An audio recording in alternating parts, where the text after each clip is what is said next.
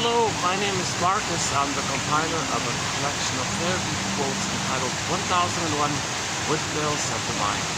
A collection of advanced self-help tools taken from what's often called the psychodynamic or the psychoanalytic perspective, which long ago, as I understand it, was referred to by some as philosophical medicine or narrative medicine, helping one to make inferences, helping one to identify what they're repeating in an attempt to remember so that we can stop repeating and enjoy the present. That's the theory with trauma. We're going to repeat the interaction in the past if it's painful, if the baby's needs didn't get met, if it's unresolved, it's unfinished business with the mother, so to speak, and simple, basic Pavlovian classical conditioning. There's so much pain with the mother. Meaning the mother doesn't meet the baby's needs. So of course he's terrified by this. He thinks he's a goner. He's got to attach to the mother. So he turns to the one who hurts him for soothing, but she hurts him. How does he deal with that? That's called a traumatic attachment, insecure attachment, reactive attachment, disorganized attachment, anxious avoidant, unformulated attachment, whatever you want to call it. It's some kind of attachment trauma. So the baby, of course, has to find some kind of self-compromise.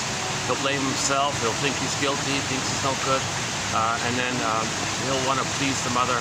And he'll equate that treatment by the mother to him as love. He'll understand that. So play the Pat Benatar song, Hell is for Children, love and pain are the same, she says. So the child will understand that love is mother's pain, like that. And that's his connection to the mother, and he wants more of it, so he'll be dysfunctional. He's confused. Poor baby's very confused, trying to make sense of a senseless situation. No baby expects to be betrayed. No baby has this preparation that the mother's going to fail him like this. So why would a mother not love her baby? What's going on here? If the mother herself had a painful experience herself, then she's dwelling and lingering in that area. And the present for her is still the continuation of that battle. So the present for her is just like a new addition, a new replay, a reenactment of that past. So she uses the present as a new edition of the past, still struggling in the past, trying to get more love, trying to save the mother, trying to please the mother, what do you want, mother, kind of thing. So the mother herself didn't get her needs met. The mother herself did not get her needs met. So she felt an immense amount of pain by this. And because of that pain, she can't relax in the present.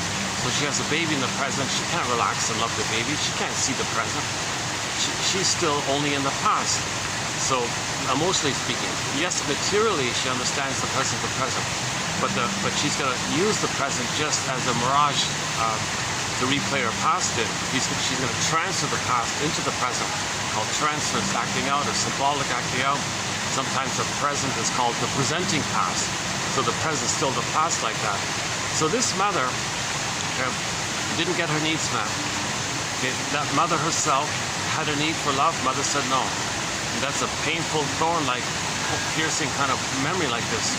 And what the mother did was, freeze up her emotional body, freeze up her feeling self. So her beingness is exiled, like Snow White in a coffin, or Rapunzel in the tower, Miss Core getting pulled down, the gold ball goes down the well, etc. So she's not going to be connected to her beingness. That's a huge pain to lose your authentic self, your real self, your true self, your feeling self, your embodiment, your emotional life. This is all frozen like that. The jargon is apimolexia, no feelings for your words. You feel empty and pain like this. Now, from the pain of it all, you get the mercy of the endorphins. So the mother goes in a swoon, a trance like that, sleepwalking for life kind of thing. So she's numb of it. And then she creates a kind of a false self, a scaffolding of defense mechanisms to maintain the unawareness of the betrayal. No babies can know that trauma. No babies can admit that trauma. That was a key point made in yesterday's video over at the mall. I recommend that video there at the mall, actually. I've had a string of good luck with the past 3 videos. I highly recommend the past 3 videos. I felt like I covered a lot of material. My presentation was a little better. Let's see how it goes here today. But those 3 videos are pretty solid. You'll get a really good I don't know, I feel like, I thought I did it as best as I could. I'm not a shrink or professor, keep that in mind. I only did BA, so keep my disclaimer, I'm not a shrink. I've never been analyzed like that. But we covered a lot of ground, and one of the points made yesterday was I try to link in an image that vividly conveys and makes as clear as possible, I think, how it is that the baby cannot know the truth.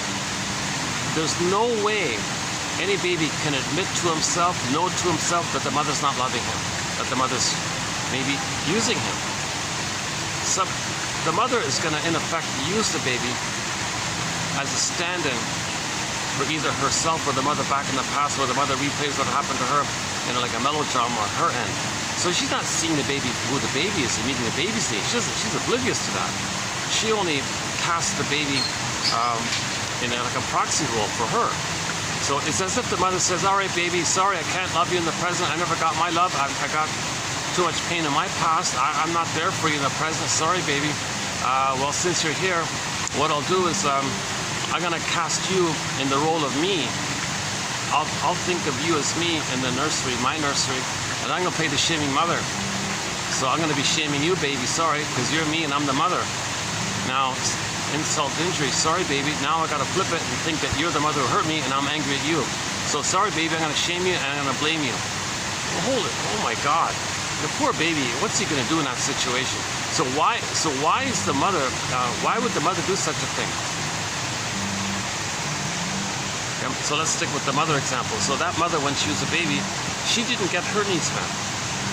So she also had attachment trauma, betrayal trauma, arrested development, stunted development, and the emotional life is frozen, and she's in pain. And yes, she develops a false self to go through the motions of life, but the present is just constant replays and replays of the past. So she can't be present for that. So, okay, let's just broaden it up a bit. Any baby, no matter what, the mother or the current baby, no baby can know and understand and admit the truth that the mother is using him or failing him or dumping her anger on him.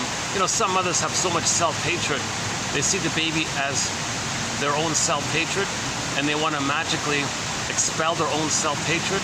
So they use the baby, Miss Golem says, like a sponge. All right, baby, you're going to sponge up, you're going to soak up my self-hatred so I don't feel my self-hatred. Can you believe it? That's one of the saddest things I read in her book. I'll be talking about her books in a minute, yeah. So some mothers feel a lot of shame and, of course any baby feels rejected and shamed and unloved and no good and defective and guilty and dead and all this if they don't get their needs met. If the baby doesn't get his needs met, he thinks he's being rejected, he's in pain, the baby's in pain. Is he being punished, he thinks? Maybe he'll try to save the mother, cure the mother, fix the mother. He can't do it, he's guilty, he failed. He tried everything, tried to please the mother, placate the mother. What do you want, mother? Stop hurting me. What do you want? What do you want? I'll take all the blame, I'll see what's good. Does that help? Not enough, but what more do you want? So the baby fails like this. So he ends up with quote-unquote self-hatred like that, I guess. He concludes he's no good. He concludes he's defective. He concludes he's guilty. In fact, he wasn't born like that. No baby's born with that. He's just trying to make he's just trying to organize the situation, make sense of it all. So he just makes this existential conclusion. The defense is called moral defense. Fairbairn's line about the moral defense. Maybe he's going to be like a little judge, you know. All right, I'll make this. I'll be like a little judge here, make some kind of decision here, try to understand the situation here. Okay, mother's hurting me? No, impossible. That's a demon who's not my mother. Okay, so a monster, that's not my mother. Oh, I'll hallucinate a goddess. There's my mother. Mother loves me, so she's good. All the pain I feel, I'm no good. So the baby takes it upon himself to believe this kind of thing, to manage, to minimize the pain of it all. It's called the moral defense. Okay? Again, defense. All defense mechanisms are operations of the mind, maneuvers of the mind, mechanisms of the mind, whatever you want to call it. Okay? Tricks of the mind, I guess, to help the person not feel pain. It's something we do inside our minds to make us unaware of the pain. We can't know that pain, so we do these tricks to make us unaware of the pain. If the baby didn't do these tricks and he were to somehow admit the pain, he'd go bonkers. He'd go mad, literally. He'd be in a, right? And that's the point made yesterday from the Twilight Zone. So in yesterday's video, I talked about an episode from the first reboot of the Twilight Zone, the 1985 season 1, I think. Anyways, 1985, the new Twilight Zone. The episode is entitled Need to Know. The name of the episode, Need to Know.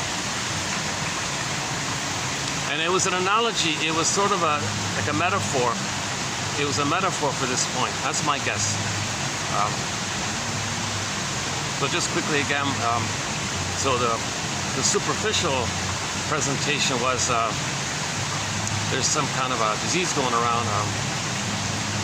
So some professor guy thinks he knows the truth and what's really going on and stuff like that, and he somehow doesn't go mad by it. He manages to accept it or something. But when he tries to tell somebody about it, they go mad. Literally, they go to the psych ward and they don't know what they're saying anymore. They lost their mind. They're literally schizophrenic, mad like that. Now, when that person hears the so-called secret, and he tells somebody else, they get the same thing. And it has this like a letter effect or chain reaction effect. And he tells somebody, and they go mad. Then he told the nurse, she went mad. The nurse told the doctor, he went mad. And some inspector from the health department came in, and he met a pretty girl there, and she told him the secret, and he went mad. It's kind of spreading around like this. So now we don't see. So the transmission, they presented it by somebody whispering into somebody's ear this so-called truth, and no one can handle the truth. That's why they went mad, right?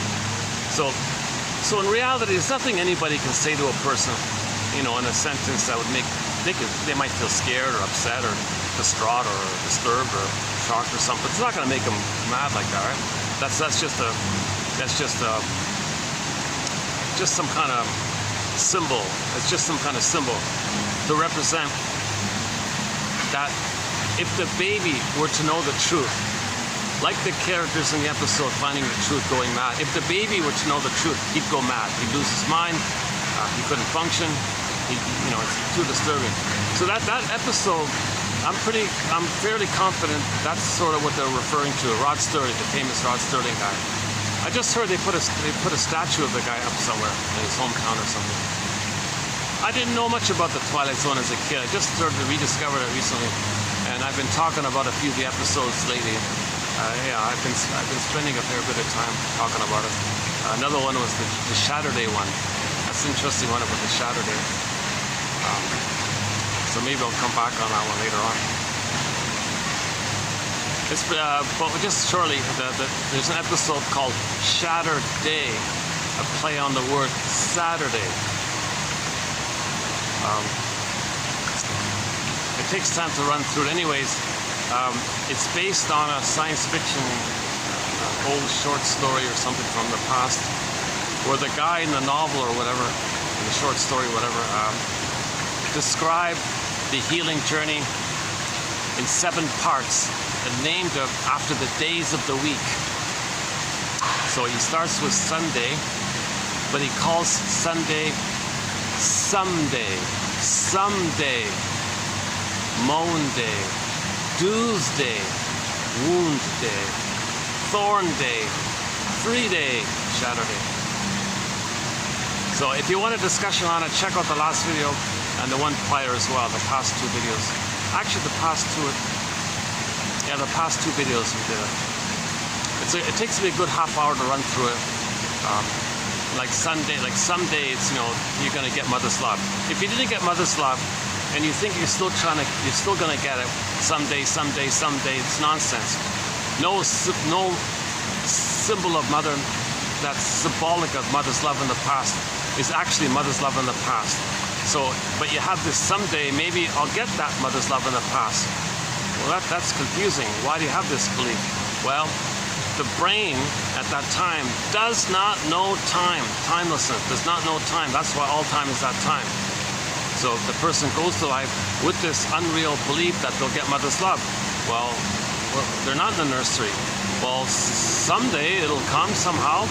So they grasp for money or cookies or ice cream or material or purses or goods or shopping, you know, they material or status, or they're looking for something, thinking that someday the thing they get will be the equivalent to what they needed back in the nursery with the mother during the feeding time, basically, and the comfort time. Not just physical breastfeeding time, but the whole experience of the mother-infant dual unity, the paradise, the Garden of Eden, the Shambhala, mother's warmth and sweetness and tenderness and affection, and the mother sees the baby and recognizes the baby, and the baby experiences that, and he remembers it and wires it in. Mother saw him, he can see himself. Mother was present to him, he can be present to himself. Mother soothed him, he can soothe himself. Mother validates it, he validates himself. He needs that kind of experience like that, not just taking in food, right? So if that was failed, we have the unconscious hope for the fulfillment of that. So that's what it's called. That's why he called it someday. Okay, so you begin in the healing journey, you begin with this issue. You start off with this someday. Okay? You start on Sunday, you call it someday. So if a person's traumatized, oh, someday I'll find the one, I'll find the right one or something. Well, you have that kind of hope that if somebody has the same personality like your parent, your mother, well, maybe that person will be a better version of your mother. Maybe the person, the president, will invent a time machine, take you back in the past, and give you the love that was needed. Someday, someday. And you're looking for that Mr. Perfect or the Mr. Right or Mrs. Right or something. But what you're looking for is somebody who reminds you of the mother who failed it. So you are attracted to somebody who reminds you of the mother so you can know how you felt with her originally. Oh, disappointed again, disappointed again, disappointed again. Try harder, I'm no good, I'm wrong. And you think that's love, and you have the hope to get love. Someday, someday, someday. So you gotta face this unreal, relentless someday thing. When you do, that's huge. If you can get to that, that's huge. Then you get to moan day. Moan. Now you're beginning. Now you're feeling. You're moaning. Okay. Okay, now you go deeper. Tuesday. Tuesday. All children think they're not born with guilt or feeling like they owe the mother. They're some kind of dues to the mother. They don't have that obligation or debt to the mother. That's nonsense. No, it's no baby's job to save the mother, correct the mother, heal the mother, fix the mother, and that's his responsibility. That's nonsense. But the child thinks that. So that's the Tuesday, to face this idea called unconscious guilt. He wasn't born guilty, in debt, sinner, none of that stuff. It's nonsense. He's born to be loved. He's born to be himself. He's born to have a mother, to be himself. He's born to be embodied, born to live and feel, and we're all members of the family. We treat each other with empathy and ethics and morality because we have our feelings. So when the baby's loved, he gets his feelings, he gets his golden balls, he can feel for everyone. It's a normal state of affairs, and you're relaxed like that. You see things, reality like that. He's born in that kind of area. But if he's traumatized, he thinks, oh, I did something wrong. I got to save her. Guilt. I'm guilty. I committed some crime, invisible crime to the mother. Sorry, mother. I'll fix it. I'm in debt. Now it's timeless, and it's spinning infinite loops. So you always feel guilty. You know, that's why, people co-opt this psychology. And say, oh yeah, you're guilty. You're a sinner like that. Jesus Christ. That's not helpful at all. Quite the opposite. The idea is to appreciate that as a child we were trying to make sense of the situation, so we believe we owe the mother or something like that. We believe we did something wrong, and we take it upon ourselves because the baby has to maintain some kind of hope that he'll get mother's love. The only way to do it is to think that he's wrong and guilty and all that. So you face this kind of doomsday issue, right? And that's another huge one if you can forgive yourself for that. Now you're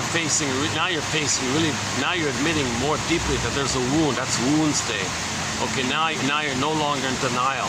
The mother hurt you. The mother didn't love you. There's a real wound by this. The greatest hurt of all, mother failed me. That's a huge wound. Now you're getting to the working through, suffering through process. Now you're talking about the truth. Now you're facing the truth. Okay, no more lies, no more covering up, no more. Now you're honestly facing this wound that you're looking back at your childhood, and you're recalling. Oh my God, yeah, there was no empathy or understanding. I always have to take care of her. Everything was about my mother. Everything was about her. She made everything about her. She wasn't there for me like that. In fact, I think she resented the idea of my asking something for her. She thought I was supposed to serve her. She one time said, "Mother's rights is my right." Oh my God, that's a real wound like this, and so on and so forth. So that's called riding the broccoli boat, Inside Out 2, the broccoli boat, as discussed yesterday. So once again, go to yesterday, check out yesterday's video about the Inside Out film, the Disney. And we saw the SkyTrain passing by with the ad on it. That was kind of cool. That was nice. Huh?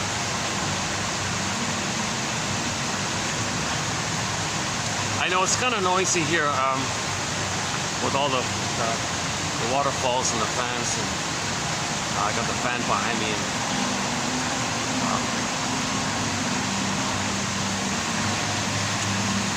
I'm coming here maybe once a week to do videos here.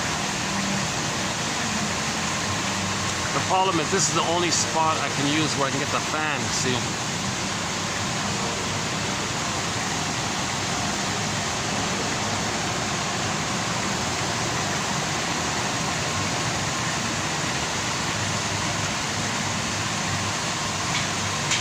Wonderful venue. I'll show you the swans maybe later on.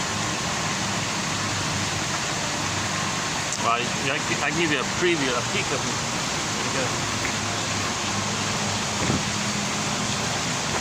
They got three swans there.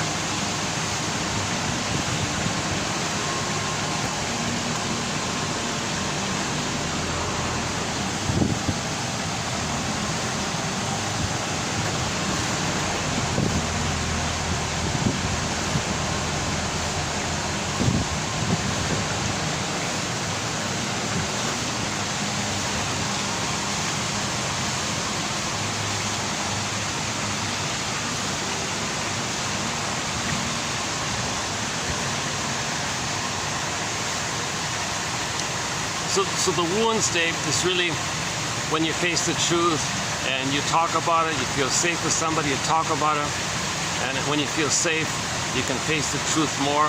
And what you want to do is now understand what you couldn't back then, so that you can feel now that wound, the wound state. So you can feel now what you couldn't have felt. Now you're weeping and crying and angry and all that. Now you're grieving in the morning. So there's a huge, that's the natural response to loss. Okay, we got to mourn that we didn't get the loving mother that should have been there. That's a major, huge loss. You got to admit that. The work of mourning is about facing the truth like that, right? So you can face the truth like that. Then there's a real natural response, sadness and all that. It's a natural response to loss. But you got to identify it was a loss. That was a loss to not have that. And you were in denial before. Well, later that's the hero's journey in midlife, to admit these truths. So now you know what you couldn't have known back then, so you can feel what you couldn't have felt back then. And that's, again, Inside Out 2, that's the apt reaction when the orbs come rushing up, like the phoenix rushing up like that. And then Friday means free day. Now you're free. Now you're free from the past. If you can remember the past, you'll be free from it. So memory, repeating, working through. If we don't remember, we keep repeating, someday, repeating, because you're guilty. You feel guilty, repeating, hoping, unreal hope. Now, when you make the inference and talk about it and all that, it's called the suffering through, working through, okay, free association, riding the broccoli boat, saying what comes to mind. What's the hardest thing about saying it? What's the most painful thing about this memory or thought? I must have a very good reason for feeling blocked here. What's the most painful thing about this block? What does this block suggest to you? What does this block remind you of? Just validate. You validate what you're feeling, accept your feeling. You got to be like self-reparent. You got to be a parent to yourself. The attitude is you want to be a good parent to yourself, where you validate your feelings. You validate what you're feeling. Because the mother gaslit the baby. Well, no, stop that. You validate. Mother gaslit, no, stop it. Validate. You got a little battle like that. You got a self-correction like that. So, that's called self-reparenting. It means you validate and accept your feelings. Welcome your feelings like a guest house, like a guest to your home. Oh, hi there, welcome, right? And all these ideas about that.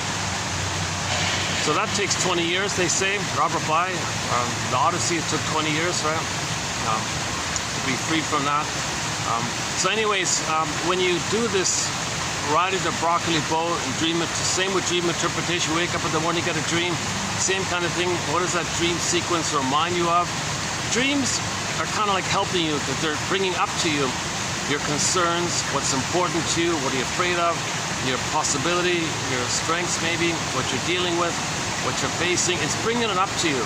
So uninterpreted dreams or unanalyzed dreams are unopened letters. Sanford says, if you get a letter from your soul, don't you want to read it? Come on. So you get a letter in the morning, you got like a little letter. What you remember, that's like a message, or like Hermes flies across with a message. So you get the letter. Okay, it's from you to you. Your unconscious is telling you that it's like this in your soul today. When you get the letter, oh, thank you. It's like this in my soul today. And then you free associate. What does this remind me of? What does this suggest to me? What's the main emotion here? This is what's concerning me here. I see. Look for the theme. What question might your unconscious be asking you? Give the dream maybe a title, and so on.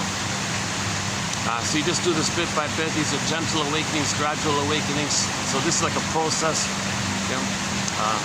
Anyways, so this is called the working through, suffering through process, where you make the inference and free associate, make the inference and free associate, guess around, trial and error, is this, and so on. So anyways, you ride on Wednesday, the broccoli boat, and there's encouragement if you're on it. Yes, it's a journey. It's like a dangerous sea journey. It is painful and all that, because you're facing this wound. You're admitting the truth. Anyways, if you can really get to some true insight about the piercing point of the arrested development, stunted development, developmental arrest, this fixation, this thorn, this point where you froze the soul, that thorn like that, and you can, metaphorically speaking, the images, you lift the thorn. Nature lifts the thorn. You don't do it. It just lifted up naturally. Then there could be the phoenix like that. Then there could be the red bird rises, the firebird rises, or the orbs and inside out too come rushing up to the front, kind of thing. So that's on Thorn Day. So Thorn Day is kind of like Liberation Day. You're being released. You're being let go. And then finally, the next day is Free Day. Now you're free. Now you're enjoying your freedom, your emotional freedom. You can love in the present. But okay, hang on. The false self is always struggling, right? The false self it's hard to let go of the false self. So after you're free, the false self is still fighting. I want to be false. I want to be false. Okay, so the next day, you hold on to your true self like that. You're going to ignore the false self. So on Saturday, forget a false self, and the false self shatters away, disappears away, dissolves away, goes away, kind of thing. It wasn't real, anyways. It was just something we delude ourselves into to cope with the pain of losing the authentic self. But when you get back to the authentic self, you don't need the false self anymore. The false self was empty living, shallow living, hurtful living. It's just so what a destructive kind of way of living, right? The false self. And even in an episode, the character said to the false self, false self, if we live life by you, it's misery, it's pain, it's hopelessness, and all that stuff. So the authentic self came back. So again, that's also from 1985, The New Twilight Zone, Season 1, Episode 1, called Saturday. So we discussed that. It's a double motif. It's a double motif. And the unique thing about it was the apartment, the idea about the apartment. And now they don't show that story doesn't show you the whole journey. It just shows you sort of the ending of it all. So the authentic self occupied the apartment. Okay. The false self, I was outside the apartment. And the false self was trying to kick out the authentic self from the apartment. And the authentic self, no, the apartment is like the body, and the authentic self is the beingness of a person. So it's lined up like that. And the false self was trying to kick out the authentic self. No, you lived here and everything was a mess. You had the ethics of a weasel. You were psychopathic, selfish, narcissistic, greedy, didn't care, hurt people left, right, and center, like that, and you're miserable, pathetic, kind of thing like this. So we don't want this false self anymore. And but the false self is stubborn. You know, the false self. It means the false self and the authentic self are just two aspects of a person. They're not separate. They're not literal separate outer characters. It's a metaphor for a person within, that each person has a false self, true self. So we want to support the true self as much as possible, right? Which wolf do you feed, right? You want to support the authentic self, the true self, and then the false self that disappears on Saturday.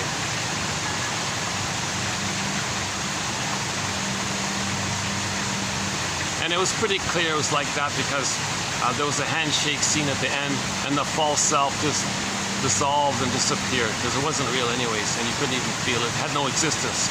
It was just this mirage kind of thing.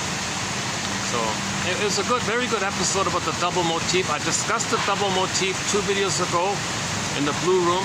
Let's call it the blue room, the midnight blue in the background, the blue and the gold in the background, that one. So we talk about the student of Prague and the Phantom of the Opera and the feeling called that uncertain feeling, and Robert Weiss metaphor, the bag, and so on. And the Rapunzel, of course, about occupying the apartment, the castle, the house, whatever. Right? So the point was the false self didn't want to go away. Like it was suffering and it was shivering up and all that, and he was fighting with the authentic self. He tried to trick the authentic self to exit the apartment. So the false self is familiar. The false self is the false equation that pain and dysfunction means love with the mother. So you still have this hope to get that. So this is dysfunctional. To rely on your beliefs as a baby all your life, come on. You're not in the nursery anymore. Baby was helpless and powerless, so you have to do these desperate sacrifices. But to maintain them is dysfunctional living, false living, provisional living, living the unlived life. Life is passing you by. You only live to the extent that you're embodied and you have your authentic self within. You want the authentic self within. Now, just a sidebar here about that episode. I'm preserving the positive message of the story. When you see it, the people did it cynically. Where the false self was a failed narcissist, and now you want to be a better narcissist. So they did it cynically. So what often happens is people might take like a therapy idea and twist it, pervert it, distort it to sell and broadcast negative propaganda like that. And the positive idea is the hook, but then you're sold the propaganda. So if you watch the show, it's basically negative propaganda. The net effect is negative propaganda. So you gotta push out that 90% of it and reclaim back the positive 10% of it, and just ignore the nonsense of the propaganda, although it's harmful like that. Now, people do these kind of things.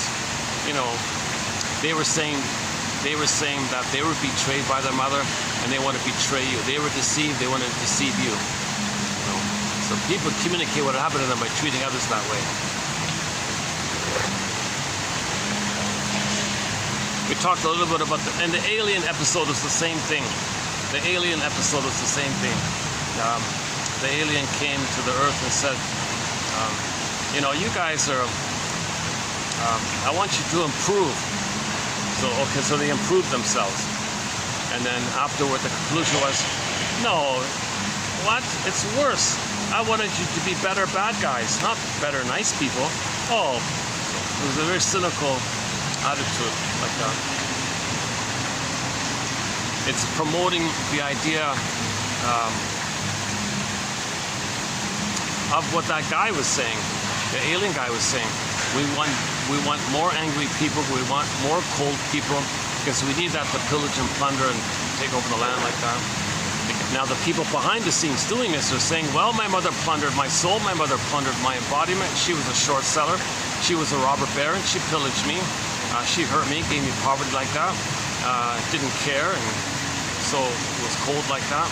So that person identified with the aggressor and wants flying monkeys. So this alien came to Earth and said, all right, I need some flying monkeys here. You're not doing it too. Some of you want peace. Come on, that's no good. I want flying monkeys here. Improve it. They were confused. They didn't know what he meant. So the conclusion was, no, you're all failed. You're not good enough as to be my flying monkeys. So very cynical kind of thing. Okay, the alien, the image of the alien was a symbol that was a voice for how anybody who did not have a welcoming womb, where the uterus was not a friendly place. So the alien was saying, yeah, the universe is not a friendly place. I need flying monkeys to fight in the universe like that. Okay, that's a symbol that in the uterus, the mother was smoking, drinking, arguing, taking pills, whatever. And the baby inside the uterus was overwhelmed, not getting enough oxygen, not getting enough nutrients. Oh my God, I just heard this morning this thing about the nutrients. Somebody didn't understand the phrase dead food or something, or frankenfood. Frankenfood? Dead food? What do you mean? Well, no nutrients. He didn't care about it. No, you need the nutrients. What are you talking about?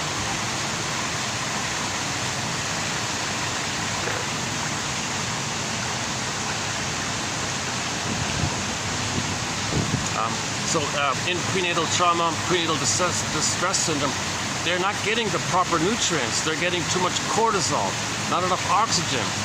It's toxicity like this. Babies enraged like this. Thinks the placenta and the cord and the 3 veins in the cord, which he senses, is a sea monster trying to hurt him. He's in hell in the uterus. So the uterus is not a friendly place if he's in hell thinking his mother is a sea monster.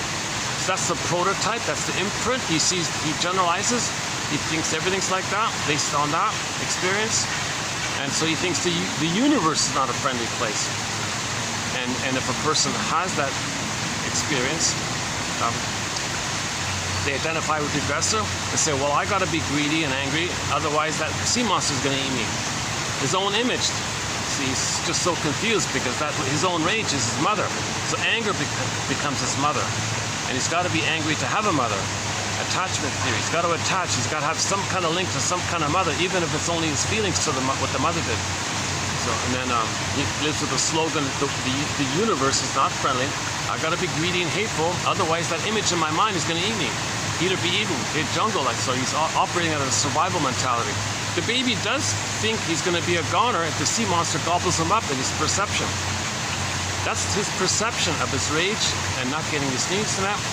Babies need paradise, babies need comfort, babies need safety. If the mother's suffocating the child and the baby's kicking around, twisting the cord around him in the uterus, he can't breathe properly, he thinks he's going to be a goner, he's terrified like this. The uterus was not a friendly place. So that alien episode, I think, is symbolic of that. And people creating these things, they're saying that they had prenatal trauma. I'm guessing, just question mark here.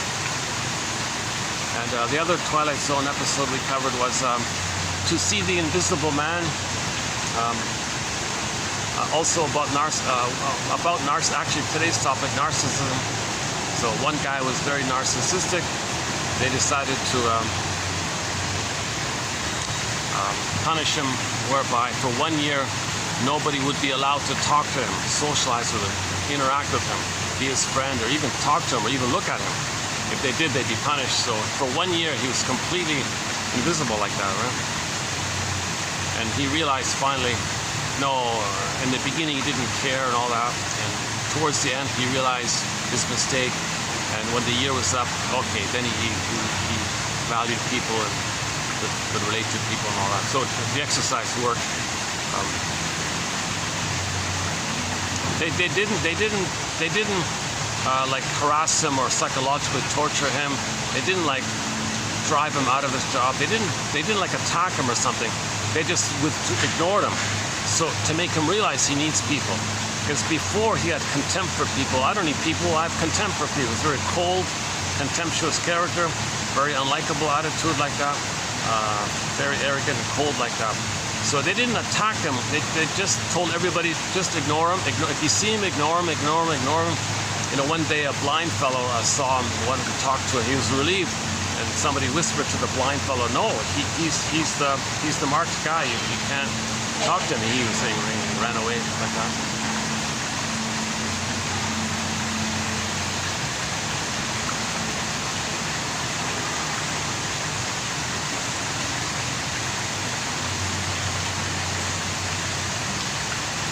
So it was a hypothetical scenario.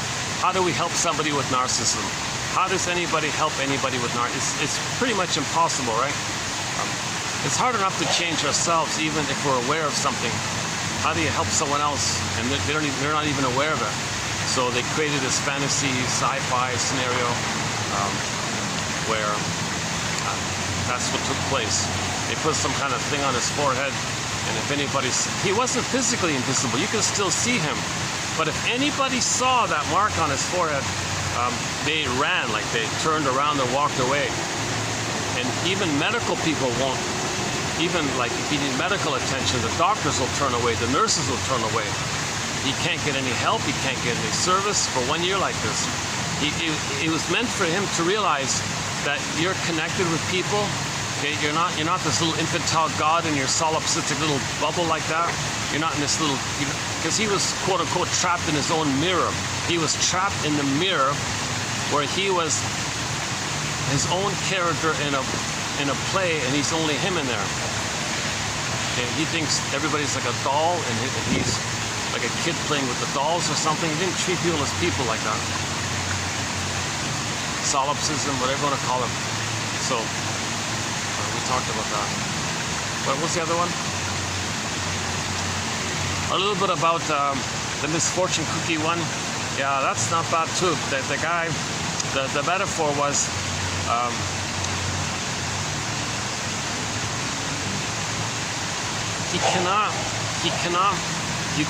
one cannot symbolically. Okay, so food is mother, right? In the unconscious. So he never got mother, this guy. He was a very psychopathic character, very empty, very cold, empty, psychopathic character. So he was finally prompted to face this issue. So he says, "Oh my God, I didn't get mother's love. Okay, food, give me food, give me food." So he was 24/7 gobbling food. He couldn't stop. He was never satiated. He was never full. Okay, he was emotionally hungry, but there's a big hole there, and nothing sits in. So he was gobbling food nonstop, 24/7, day after day. It was a ridiculous kind of scene like that. To make it clear that food is not the actual mother back in the past. You cannot get mother's love from the nursery by eating all that food in the present. But food is symbolic of mother. But you think someday maybe the food will be mother. Doesn't make sense. So he was stuck like that. So he was empty like that, and then it means that one there, a little bit about that. What was the other one?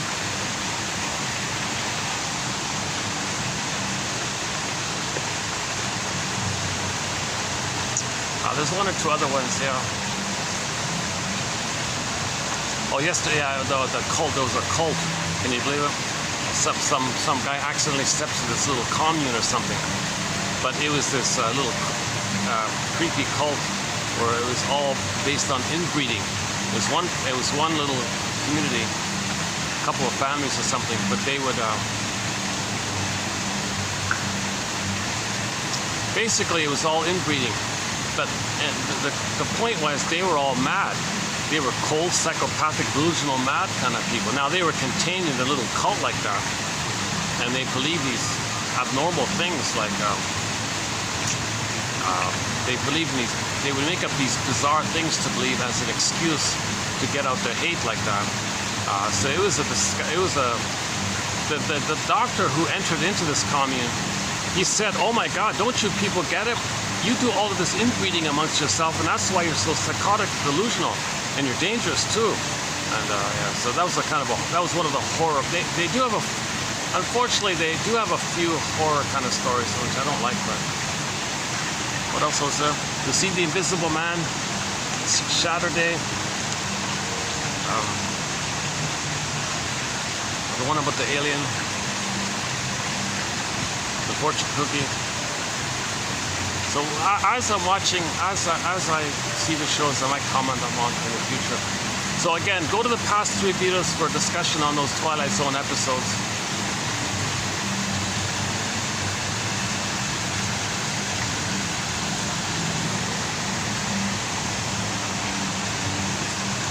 Okay. So we did. We're still basically. This video will be in the next couple of videos. Will also be on the topic of narcissism. So we did 6 videos. We just recently completed 6 videos from a little mini self-help book entitled "You and a Narcissist." Just a mini one, like 100 pages, like a mini book. You could read it, kind of like one of those daily calendar kind of books. You could read 1 page like in a minute. Like you can read the thing in 2 hours basically. But it was clear. It was written by a professor, biology professor, Kimberly Harding. She did a great job. I can't believe it. I think it should be a bestseller or something. I'm surprised it's not a bestseller. And because of the clarity and distillation of it all, we posted 6 videos just on that little book. Can you believe it? So we covered that already, and now we'll kind of a little bit carry on with it with another author about narcissism, Miss Ellen Golam. I'm not sure how you pronounce her name. So there's another book on narcissism that's a bit of a classic, 1992 book called "Trapped in the Mirror." A very good title for that, "Trapped in the Mirror." So we'll discuss a few quotes from this book, from that book here, coming up. Stay tuned. Yeah, I just noticed this morning Pavlov's dog. I was talking about the mystery, so I looked it up. Yeah, so they did a concert recently, Pavlov's dog, in Greece, somewhere in Greece, just about 2 weeks ago, I think. And somebody with his cell phone, they posted late November. They opened up the concert with Late November. It was nice. The quality of the recording wasn't good, but I was thrilled to see him because I don't think I've ever seen them play that live on YouTube. So anyway, there's a live playing of Late November by Pavlov's dog. They opened up the concert with it, and he also filmed Julia. Also not bad, yeah. The guy's almost 80 and he's still doing it, right? So I'm referring to a 1975 album entitled Pampered Menial, strange title, by the classic rock band Pavlov's Dog, headed up by David Surkamp, a guy named David Surkamp. It's basically a one-album wonder. 4 great songs are on, 4 incredible, amazing songs are on that album. Late November, Julia, Episode, and theme from Subway Sue, which was originally supposed to be entitled Someday Soon. Okay, back to Sunday, Someday Soon. And Song Dance is on there as well. Song Dance is the one where he sings the super high C note.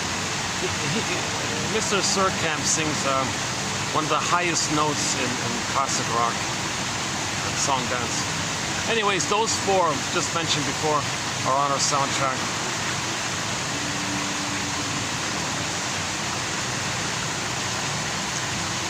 He also played his newest song called Wanderlust. Not Wanderlust. Wanderlust. Wonderlust. Like a wonder. I have this great desire to wonder. Not bad, right? Or wanderlust is just looking around all the time. But Wanderlust. It's okay, yeah, it's okay. Yeah, catchy tune.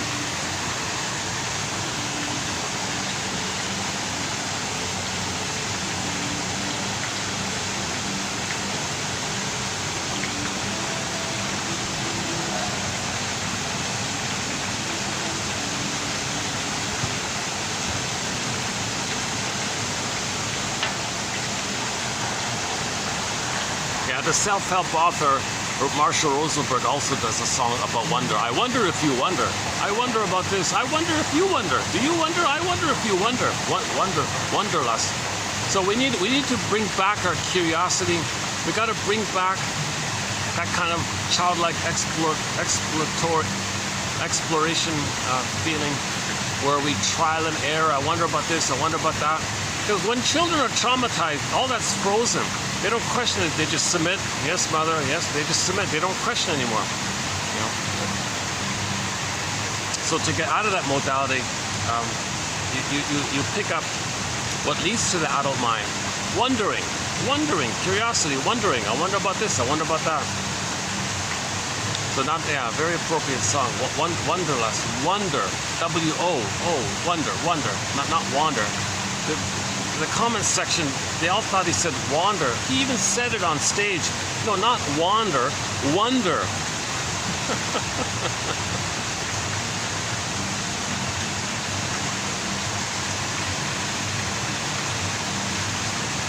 Yeah, let's wonder why we wander. Let's wonder why we may wander.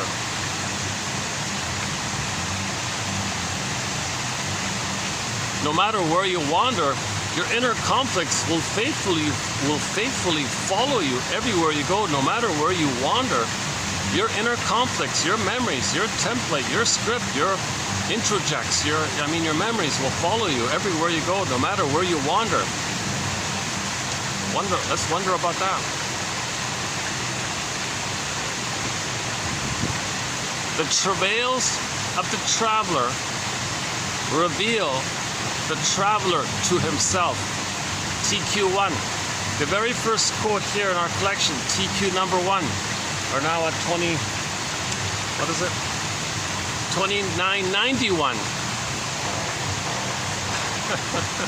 TQ1 is simply that one. The travails of the traveler reveal the traveler to himself. I wonder. Wanderlust. Wanderlust. Wanderlust. Wanderlust. Wanderlust. The travails of the traveler reveal the traveler to himself. So you wonder while you're wandering. And you wonder why you're wandering. And when you're wandering, you might be wandering. Wonder about...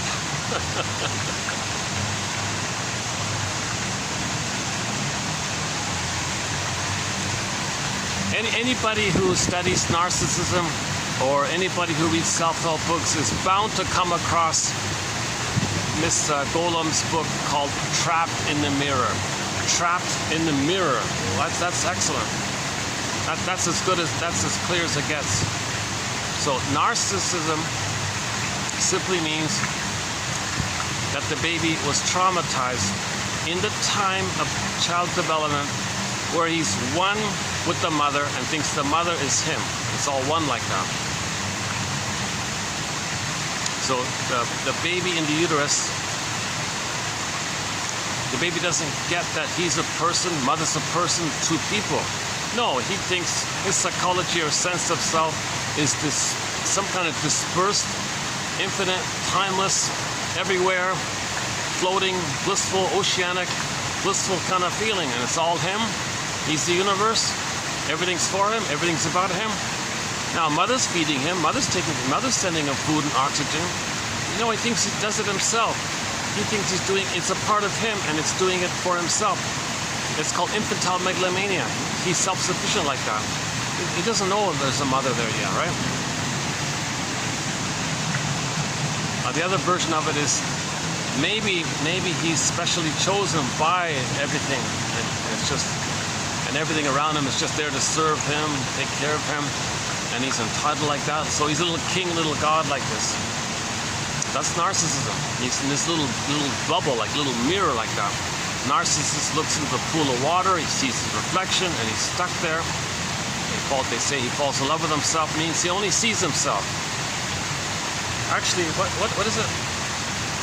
The narcissist stars in a psychic play with only one character who is looking in the mirror. So there's a play, there's only one character, he's the star, and that star is looking in the mirror and he sees himself, and there's only one like that, trapped in the mirror. Now, of course, in normal development, he gets out of that mirror, he gets out of that solipsistic bubble, he hatches out of the idea that the two are one, and he gets a sense of self out of the blurredness of the two. Now he gets a sense of self that comes out of the egg, so to speak, and now there's a mother. Now he sees there's a mother, and he's a baby, and mother's a person, he's a person. He gets to that person-to-person I-thou situation. But prior to that, it's, imagine two circles that are overlapped, and it looks like one circle, and the baby thinks it's all him like that. So that's why the baby has this kind of all or nothing kind of thinking, that he owns everything, everything belongs to him, it's all about him, he's the center, he's entitled, yet the mother just serves him, utilitarian like that, so he's supposed to be fed and given to, that's called narcissistic supply like that. Now there's a problem there. If he's frozen there, he goes to life. Give me supply, give supply. So he wants to coerce others to look at him, admire him, think well of him, feed him. Lucy Holmes says he treats everybody like a symbolic breast. He sucks siphons dry, emotional vampire, and discards them when he's finished. Give me more supply, give me more supply. Like that guy in the fortune cookie story. It's called The Misfortune Cookie, where he was gobbling up. Give me supply. It never works. He could do it endlessly. It never works like that. They showed it like an infinite, timeless loop. You know? It was all dreamy like that, and eating, dreamy like that. Was that one done by Rod Sterling? I'm not sure. Rod Sterling did the original ones, and other people did the other ones. But I noticed the one about.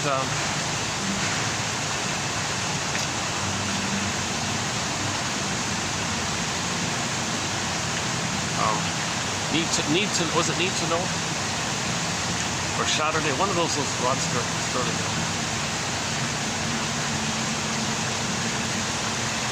See, back to that Need to Know one. See, it's interesting that they chose that title. That means the mother was very militant, was very bullying, very aggressive. Need to know, baby.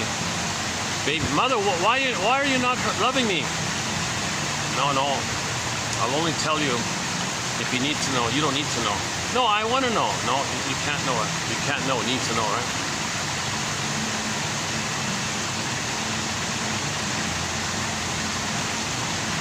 That's betrayal trauma. Okay?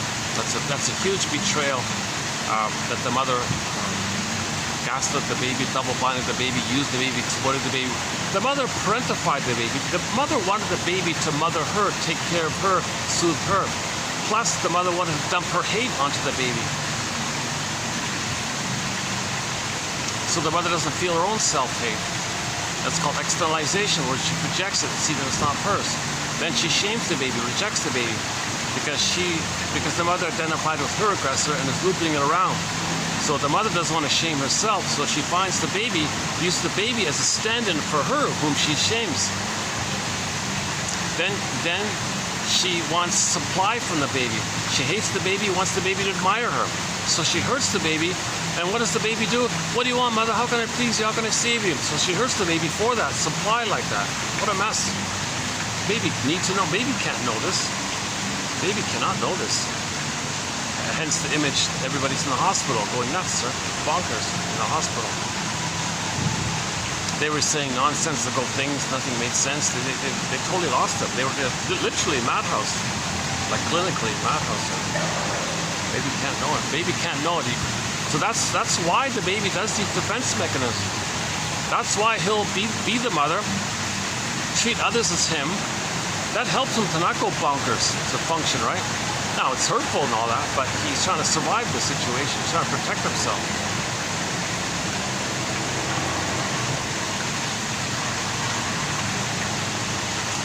Hold on a second.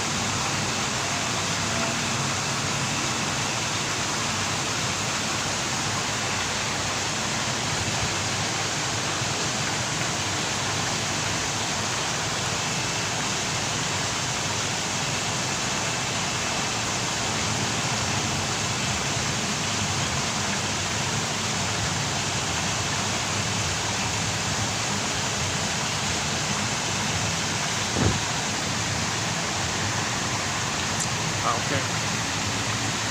So the seed point of narcissism, okay, is that the baby's one with the mother, and the mother soothes him, feeds him, and meets the baby's needs, recognizes him. It's all one way like that. The mother is a symbiotic object, providing all that supply and response to the baby, sees the baby, comforts the baby, soothes the baby, it's all about the baby. The baby is the center. It is all about the baby. That's the natural state of affairs, where it is all about the baby. The baby's not supposed to sacrifice his soul to please the mother. The baby expects to be fed, and he's entitled. The baby is kind of entitled. He has the right to be loved by his mother, right? Now, if there's a problem there, if he's frozen there, he's stuck there. Now he's trapped in the mirror, and he goes through life looking for what's called narcissistic supply. So he wants to coerce others. So he'll manipulate, lie, deceive, promise, allure, trick, shame, fear, use endless tricks to get people to respond to him. Look at him, think well of him, think he's so amazing, think he's so great. Look how amazing he is. He's looking for this kind of supply, and he's addicted to it. It's drug-like because the baby one with the mother is considered an oceanic blissful feeling, oceanic ecstasy, one guy calls it.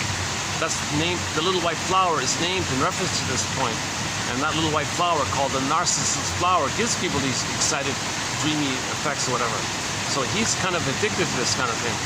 Okay, so, but anyways, but his only status is he's got to get the oneness of the mother. So searching for narcissistic supply from others is an attempt to get the oneness with the mother, the bliss with the mother, the fusion with the mother, the symbiosis with the mother. It's missing. So narcissism is this. All of their energy, all of their thoughts, all of their what they learn, they can get 10 PhDs to figure out ways to do it. So they'll do it intuitively. So they know that if they scare people, people will think they're the parent. People will look to them. They know if they confuse people, people will think they're the authority. So they do these kind of tricks to get supply, Okay, now where did they learn this? Well, that's the prototype. They learned it from the mother. Okay, so the baby was confused and terrorized by the mother, and he had to think the mother was good to survive. So he identifies with that, treats others the way he was treated. So people who scare you and confuse you, they're just treating you the way the mother treated them, and they become that mother, and now they engage in that to get the supply, Plus, it's imitating the mother, it's identification with the aggressor, thinking that if they shame others and hurt others, yeah, that others are a proxy for them, crying for love, wanting love, and they say no to them, and then they hate them. What a mess, right? So in trauma, we repeat. But when the person repeats, okay, typically, okay, if the trauma is, here's the theory, if the trauma is before 18 months, when they repeat that interaction, they don't play themselves. They play the shaming mother who shames themselves. And remember, the fusion's there, the double think is there, the one is there. Self and mother, it's blurred and flips around, hocus pocus, auto-hypnosis, double focus, double think, double talk, double speak. It's all flipped around like that. So they're in that kind of survival mentality. It's called primary mentation, primary process thinking. Okay, the Alice says it simply, up is down, left is right, here is there, no time. Okay, hocus pocus. The cat says it's mad in there. Don't expect normal logic like that.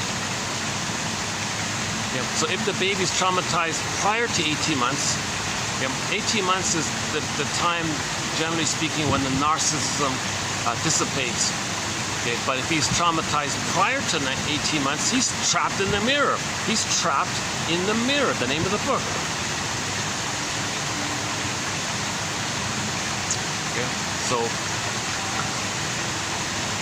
the memory is, he needed love, mother said no. He needed mother, he was helpless, and mother confused him, scared him, hurt him, said no to him, shamed him. The mother was the freezing mother, to use her term, and he became the frozen child, the shamed child, the no good child, the unloved child, the frozen child, frozen, unloved, all that stuff. Okay. So so enter Sandra Ferenczi's term, identification with the aggressor. To deal with this, he doesn't want to go mad. He doesn't want to go in the madhouse. Okay, fine, I'll just be the mother now. I won't be myself. Okay. Now, when there's trauma, we repeat. So how does he repeat that? If he's going to be the mother who shames himself, and in new situations he shames himself, how does that look? How does that work? Okay, enter scapegoating, emotional triangle, triangulation. Okay, enter evocation of a proxy. He'll find someone else to play the role of him whom he's going to shame. So the other people are him, okay, the unloved side of him. So other people will play that unloved side of himself. He shames himself, but the proxy plays him. He shames himself by shaming the proxy, and the proxy's him.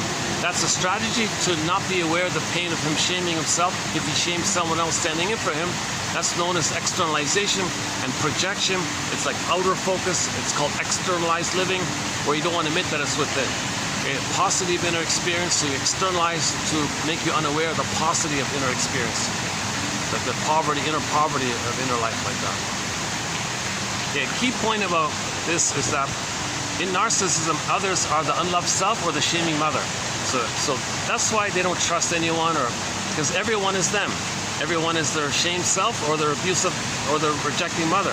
So they can't trust anyone. They can't relax with anyone. They can't believe anyone. They can't take feedback, because that's criticism. All feedback from others, that's the rejecting mother. Okay? And other people are the shame self, which they reject. So they're very hostile like this. So what they want to, okay, so and they need someone to shame. They need somebody to hate. You see, because they got to repeat how the mother hated them, because they're the hating mother. Again, Sandra Ferenczi, identification with the aggressor.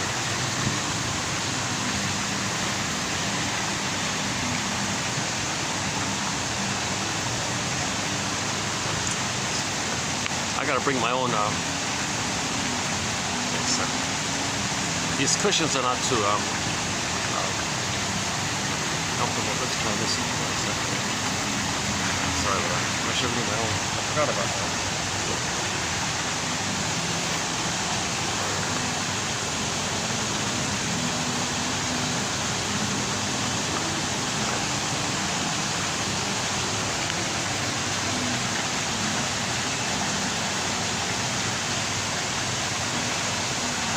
Let's try this then. Oh, hang on. Let's try this. Does that work?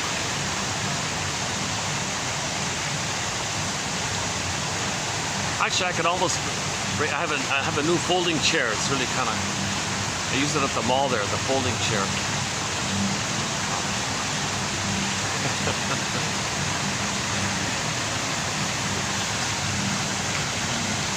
Somebody potentially watching this, why is he telling me he bought a new folding chair? Why do I need to know that? Okay, I have anxiety, so okay, I have not been analyzed. I'm not a shrink professor. I have not been analyzed. I'm trying to learn this perspective, and in the sharing of the quotes of it all, I try to learn it myself like that. So my give back for these anxious delivery is that the quotes are posted below. Okay. So the 10,000 here, with the hope that 1 out of 10 will be of help to anybody in midlife. Again, once again, this is for people at midlife, in the second half of life, okay, basically over 35 or 40 onwards like that.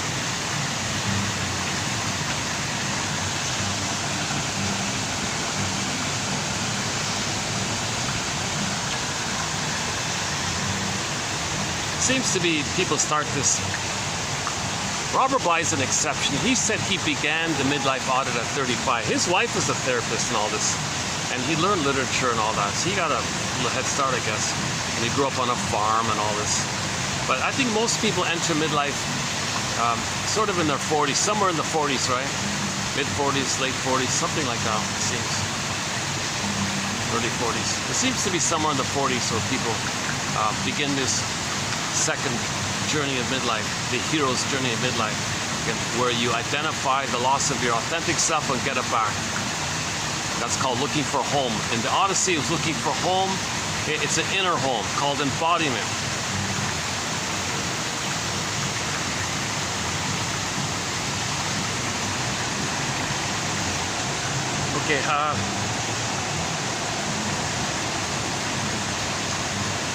Okay, identification with the aggressor. So we repeat, okay, when the baby doesn't get his needs met, it's going to repeat, because that part of the brain doesn't know time, all time is that time, repeat.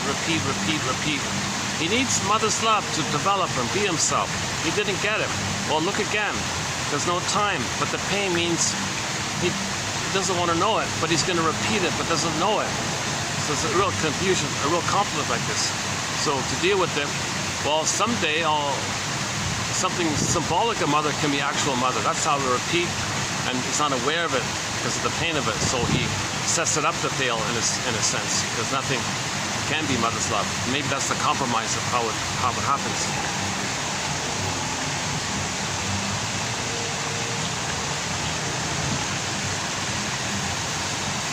Yeah, once in a rare blue moon, it's kind of quiet around here. Yeah,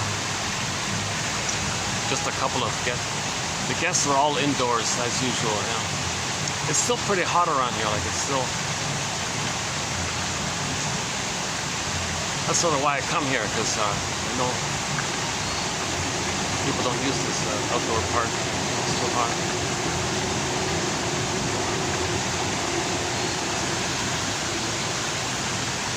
Let me see if I can. Yeah, sorry. Let me get I need some kind of a pillow. Give me a minute to get something for my poor back here. Hold on a second.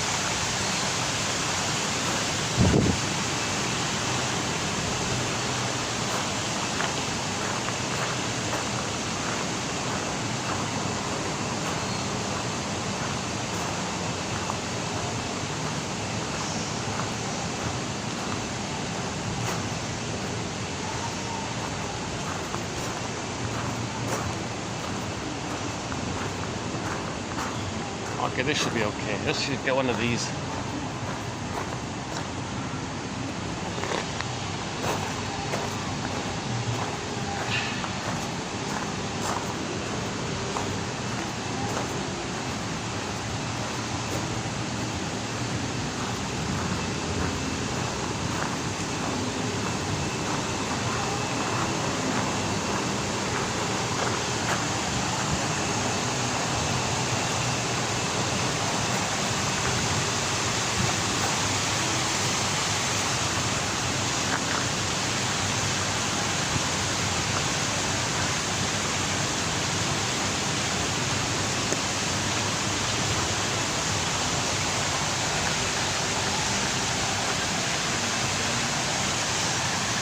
Okay, we're back.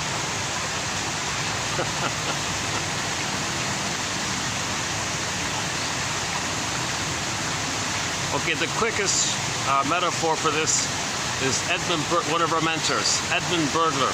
He's got a theory about the 45 record.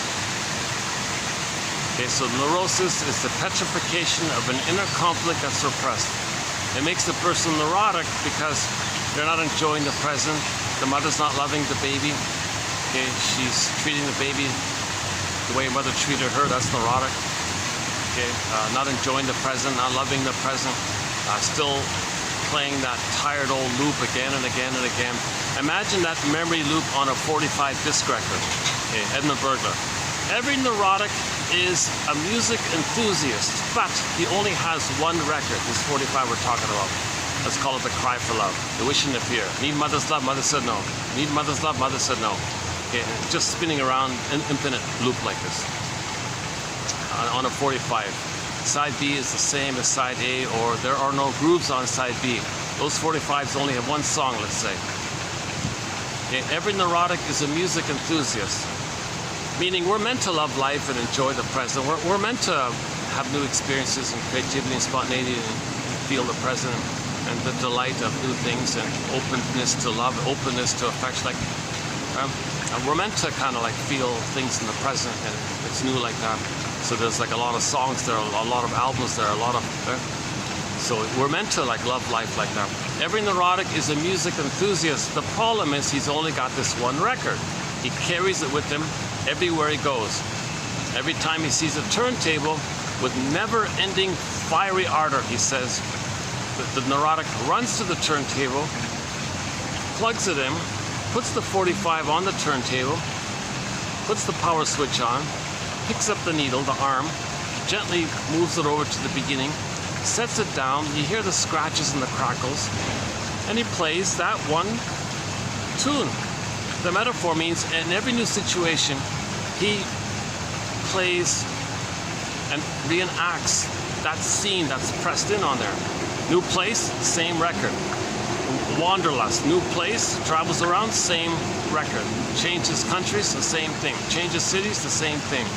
Okay, new job, new relationship, the same thing. He can't enjoy the present because he's got this compulsion and this constraint to just play that old tired record. It's unresolved, it's painful, it's unfinished business. He can't relax in the present. He's got to deal with this past thing somehow. So he thinks that's his only safety, that's love, that's his mother, he's waiting for someday to get mother's love. So he's got to get the needs. So for that someday, he's got to replay the thing. Now, when narcissists or stinger personality patterns, bully pattern, Iago patterns, lower functioning BPD patterns, all the various narcissistic patterns that spring about when there's trauma prior to 18 months, the stingers. Okay,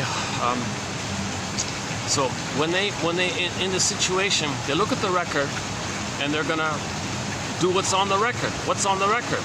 Well, they as a baby cried for love, mother shamed them. Okay? They were vulnerable and trusting like that, and mother was cold and refusing like that.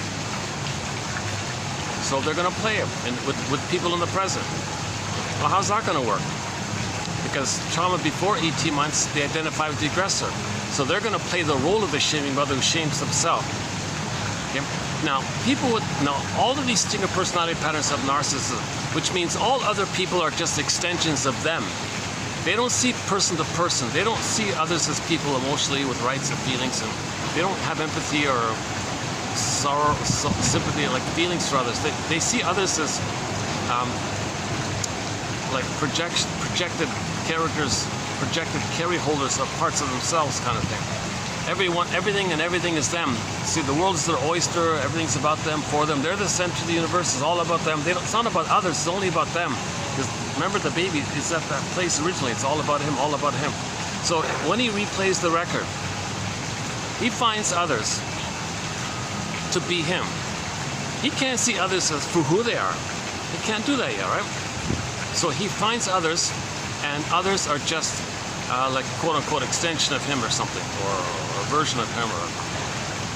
It's called proxy. So proxy, when someone plays a role for you, does something for you, feels for you, is an identity of yours, etc. So in the new situation, the other person will be seen as him in the nursery time, crying for love. He can't see people in the present for who they are. Materially, yes, but he doesn't care about the reality of their personhood. He only wants to use them to play his drama with the mother in the past. So that's proxy. Okay, so others are just him, his shame self. So others in the present will play his shame self. He sees everybody as his shame self or the shaming mother. He can't see people as people like that. He doesn't get to that place yet. That's called narcissism, right? They don't care about others, no feeling for others, no empathy for others. It's just all about them. They use people, exploit people, lie to people. They're always in that kind of survival, angry mentality, right?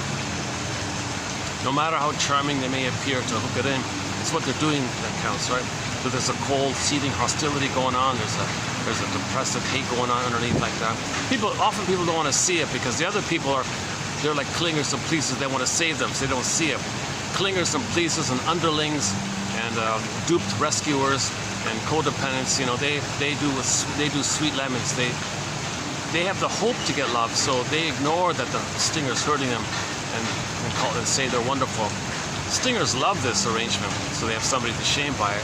Clingers, oh, ouch. But okay, I'll get to that stinger-clinger dynamic in a minute. So let's just go back to the stinger part, the stinger one. So when the stinger replays the record, in the new situation,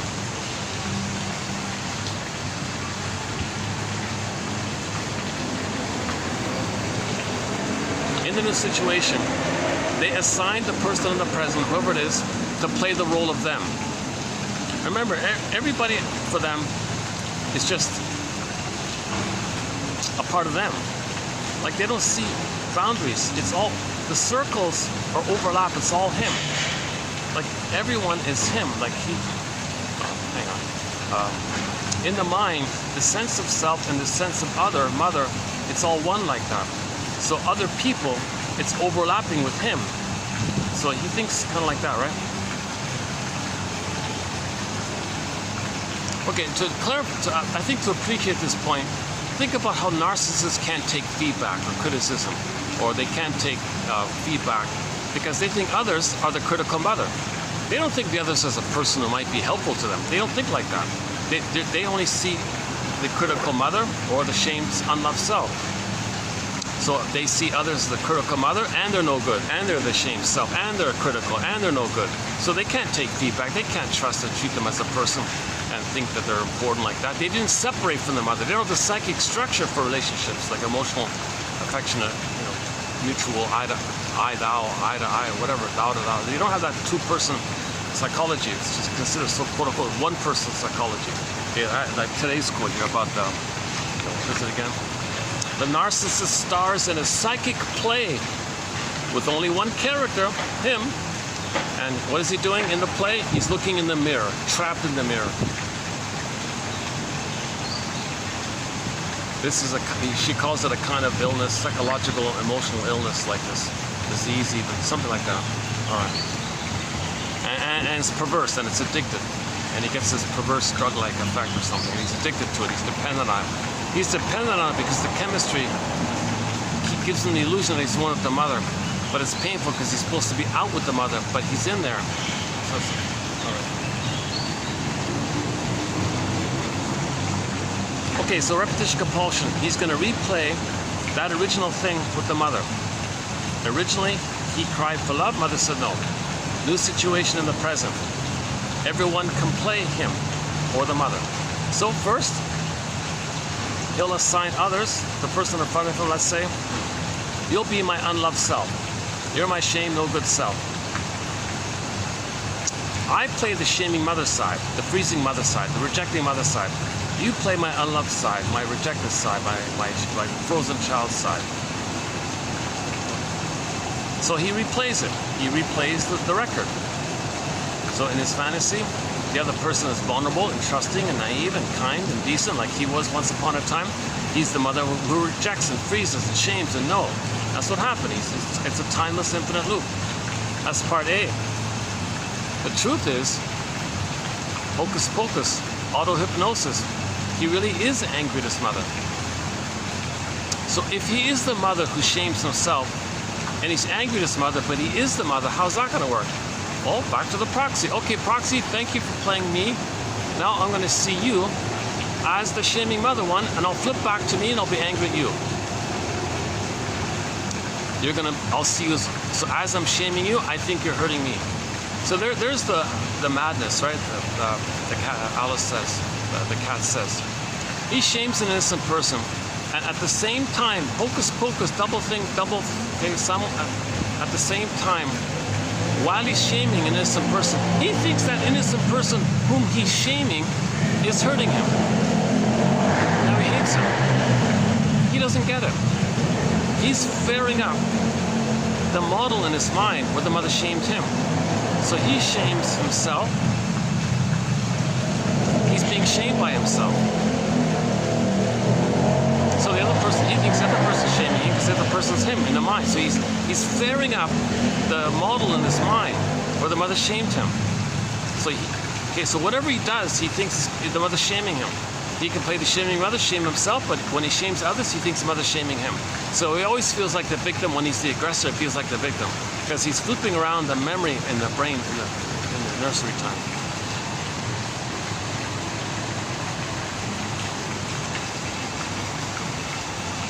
Now, if somebody on the side points this out to him, he can't admit it. Okay, he can't. He'll lie. So enter rationalization. So he'll co-opt his cortex. Hey, cortex, you got all this knowledge. You read books. You got degrees. Come up with some confusing thing. Come up with some self-deception. So the jargon is rationalization. Let me present that I'm being reasonable to get supply. Let me confuse people where I can hurt others and they admire me. That's called rationalization. So they become master public relation agents, okay? Master advertising, psychological propaganda. They want to twist and twist and twist to hurt others and get the victims to admire them. Because that's the prototype. The baby trusted the mother. The mother hurt him. The more the mother hurts the baby, the more the baby's got to admire her and think she's wonderful. So, isn't it funny, right? It's counterintuitive, right? The mother abused the baby, and the baby responds, "Oh, you're so wonderful, mother." That's how the baby survived. It's a delusion. It's a lie. He can't know the truth. Back to the Twilight Zone episode called Need to Know. Season 1, 1985. There's the spotted dove. I think that's what they're called.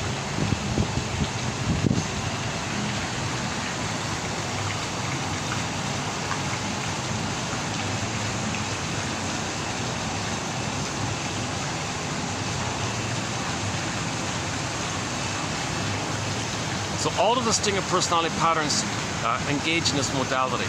Okay? So they're addicted to shaming others because mothers shamed them. They're addicted to hating others because they think that's the mother. So all of this is their understanding of the love they got. They want more of it, so they're doing more harmful things. That's why some people call, are they evil? What are you talking about? Okay, whoa, hold, let's pause here, comma here. The baby was born to L-I-V-E, to live. The baby was born to be loved so he can live from his beingness and everything's good. But the mother robbed him of it. He becomes the robber, so he robs it in others. So others are always deprived of it. And if you reverse spell the L-I-V-E, it's E-V-I-L. Just an interesting coincidence, a handy coincidence in this area. So robbing other people's chance to live, it's kind of like evil like that, right? And another important point here is that identification, one literature, Mr. Faust there, right? Literature thing is to deal with the devil, right? Okay, so there's no devil, obviously. What we're talking about is the baby creates an imago, some kind of image in his brain to hold and contain and to represent his rage and oral greed. That this comes about from the interaction with his mother. The mother's not a devil. The mother's not evil, right? The mother just misattuned, confused, she's impaired, she's wounded, she's a child, she's in over her head, she's immature, she's narcissistic. She's not evil, she's just in pain and she's impaired. I think that's the best one. She's impaired, she can't validate, she can't love, she's not warm, she identified with her aggressor like that. Okay? So, but the mother didn't mean to do it. She just can't love because she never got love, so she can't do it. She would have, she could have. She's just impaired like that. So the baby in a compromise mechanism, a defense mechanism known as projection. So he projects his own rage and oral phase onto the interaction with the mother, and creates some imago in his brain called the freezing mother, the devouring mother that wants to gobble him up, a hungry jackal, a hungry wolf, okay, a cyclops, so the boar queen, so the witch won't eat me image. This image can take thousands, millions of forms. It's very simple. Okay, imagine just take a sheet of paper, draw a circle, and tell yourself, make the circle angry and make this image hungry that wants to gobble you up. That's what's in the brain. Now you think that's your mother, basically. That's the internal mother. It's called the she calls it the freezing mother. You can call it whatever you want. The guy with the horns, cyclops, sea monster, voracious, anything that's dangerous and angry and wants to gobble you up.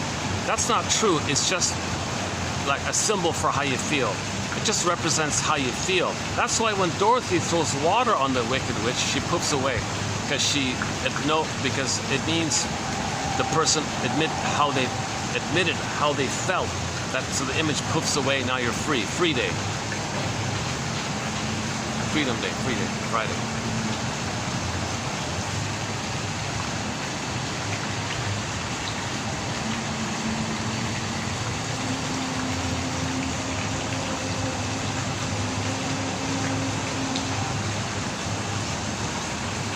Where are we here? Yeah. I keep all my bloopers and awkward moments. Yeah. So I keep on my mistakes here.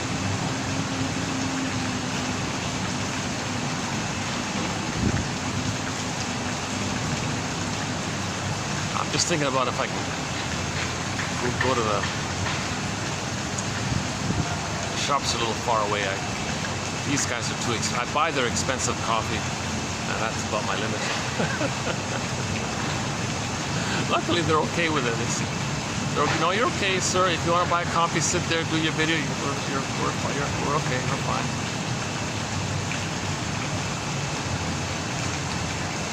Plus, I use the outdoor part, so everybody's indoors, right? At nighttime, it's a different story. It cools down. The nighttime goes up here. Sometimes I come here. There's a sign that says "fully booked." There's a whole company booked the whole thing, or some conference, or some special event, or some party of some kind.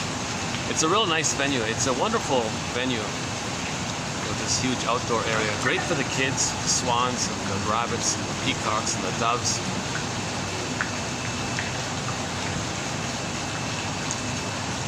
What else? That's it, right? Rabbits, doves, peacocks. Oh, the fish in the water here. The turtle in the water. The swans. It's got a 2-story building. It's got a back section. There was once a huge kids party here once. A sports club booked a place once. Some kind of tech company booked a place once.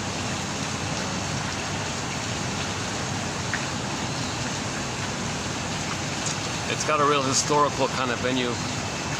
So this spot's been around for a very long time, and I think some famous people use this place or something like that.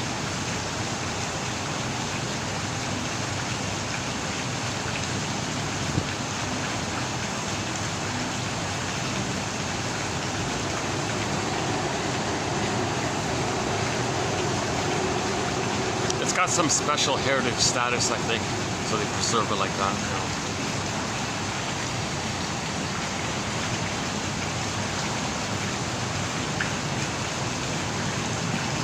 I was here when the tree fell on the roof. They fixed it quickly.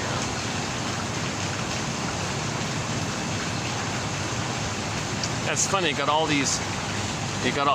these buildings all around it, and still the breeze managed to come through and tip over the tree, despite the blockage of all the buildings around it.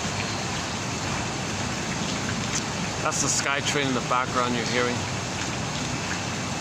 Oh, good, they stopped that water. Oh, good, okay. So it's quieter now. Yeah, great. Okay, good. What time is it? Maybe it's a time thing. What is it? 4:20. Okay, yeah, okay. So we got about an hour here. Okay.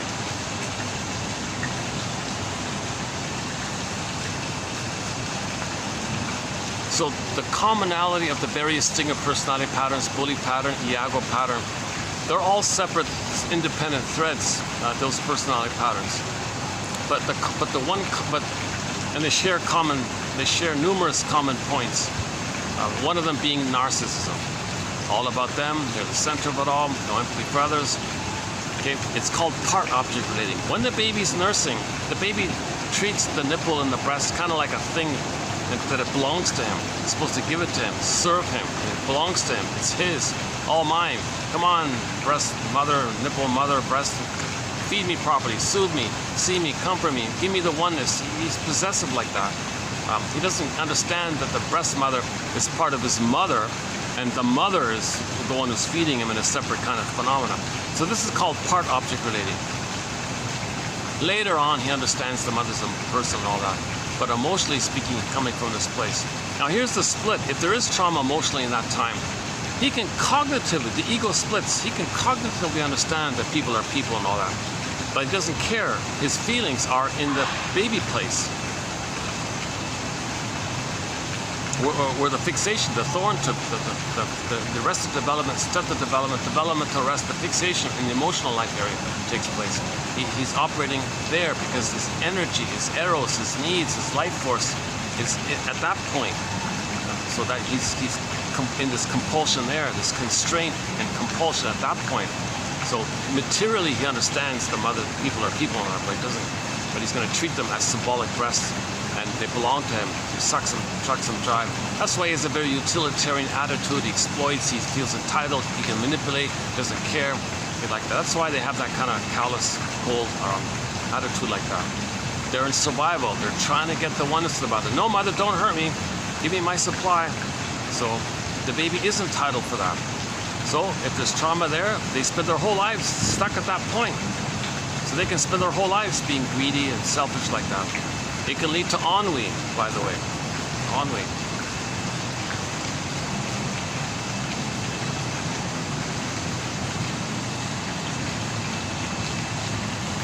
We did 3 videos on the emotion called ennui. On what? Ennui. It's more than boredom. It's way more than boredom. Turns out it's a bigger issue than boredom. Should I go a sidebar here? So in Inside Out 2, we talked about the 10 emotions, one of them being ennui, so I focused on that a little bit. I'm tempted to comment on it. Jeez, getting off topic here.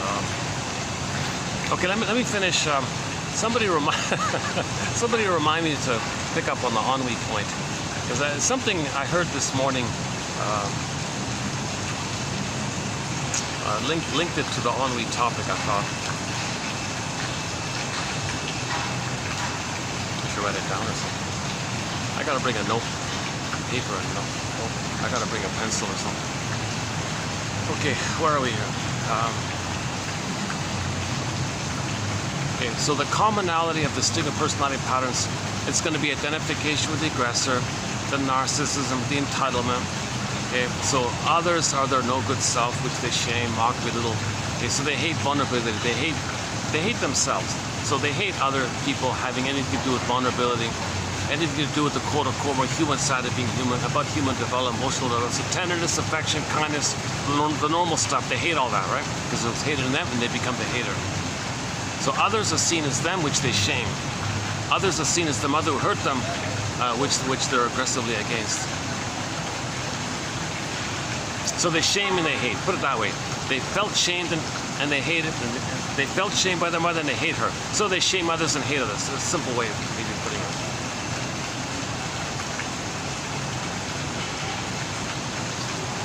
Okay. So let's just stick with the narcissist point.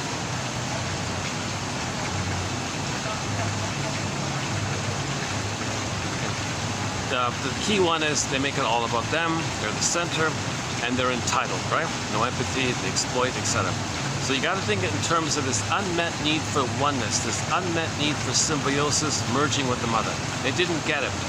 They didn't get it. It was negative, or it was perverse, or it was missing. There's something wrong there. They want a positive symbiosis. It was missing like that. Some kind of freezing effect took place before 4 to 5 months, or that's the more disturbed ones, and then the second range is between 4 to 5 months and 18 months. So if it's before 18 months, keep it short, they're gonna still be at that point where they're entitled and it's all about them. And it's an issue of survival for them, because the feeling self, the feeling, the mammal, the body, the feeling, the personhood is all frozen. They go back to the limbic system, the amygdala area. And that amygdala area only cares about the instinct of survival and reproduction. That's why their relationships are repetitive in that area and there's no feeling. And they reject others, so that there you get the playboys and the playgirls, because they want to reject, because mother rejected them. They fly around, reject others, because mother rejected them. That's called jungle love, right? Survival kind of attitudes. Doesn't matter how many crates of papaya you get at the door, you're missing the feelings like that. So in the song I've Never Been to Me by Charlene, she talked about that. She was a retired playgirl. She said it was meaningless doing this. Okay. It's as if she could have said, I had hundreds of crates of papaya at the door. There's no feeling or love or human love like that. The crates of papaya, the reference there is the song Jungle Love by Steve Miller, where the lady picks up a fellow. He sends her a gift, a crate of papaya. Always not exciting. Get another gift. So she allures and rejects, gets gifts and allures, rejects. This is the jungle love stuff. So the jungle, that's the survival mentality. If the feeling, the emotional tenderness, sharing, mutual, the person is missing. She just wants to find someone to allure and reject. That's what happened to them. So the sexuality is from the survival brain to reproduce, but the psychology is to reject. So you got both there. The impulse to survive and reproduce, to all the promiscuity and all that stuff. Okay? And the psychology is to reject, because mother rejected them, and they're going to be the rejector. Because they identified with the aggressor, they identified with the freezing mother, the rejecting mother, the shaming mother. So what did the mother do? She promised and reject, allured and reject, enticed and reject, seduced and reject, let's say. Okay? So they, a woman in this case, or the fellow in this case, the playboy, and the Don Juans, and the Donna Juanas, and the Don Quixotes, and the Casanovas, okay, the playboys and the playgirls, okay, etc. and so on, womanizer, man-eater, what is it, etc. The she-wolf or something, okay, whatever it is called. Okay, they identify with the aggressor, find others who are their allured self, and they reject them. And they get and it's addictive. This promiscuity is kind of addictive. All narcissism is addictive. All the things that go on with distinct personality patterns is addictive. So they got the greed, they got the envy, they got the envy, the spite, the vindictiveness, schadenfreude, grievance collecting, burglar calls it injustice collecting, all or nothing. And all this stuff's addictive. They're kind of addicted to this kind of phenomenon. And anybody who links up like that, they're feeding it. Okay, they're feeding the addiction. And they're holding on to the one who's addicted to that. So the famous image is the codependent lady is hugging the man, and he's hugging the beer bottle. And she's hugging him while he's holding the beer bottle, like that, something like that. So similar idea. The narcissist is hugging his pattern, and she's hugging him, and he's hugging his pattern, whatever you want to call it. The image, yeah, he's hugging. What's his name again? Da Vinci. Leonardo da Vinci's painting of the Narcissism. So Da Vinci has a famous painting about narcissism, right? He looks in the pool of water, sees the reflection. So he's hugging the painting, and the partner's hugging him, hugging the painting, something like that. Think about it like that. So all the underlings and the duped rescuers, and the codependents and the pleasers, and the childlike ones who have the hope for love, they have the hope with the one who's clingingly dependent and holding on to the narcissist, to Da Vinci's painting. That's sort of in the news, right? Da Vinci's painting, right? A couple of months ago. We talked about the analyze this image in the Olympics, right? Analyze this, right? So we did a few quotes on the Dionysian story. I won't do it here now, but that same artist, I think, also did the Narcissist. Yeah, analyze this. Study narcissism.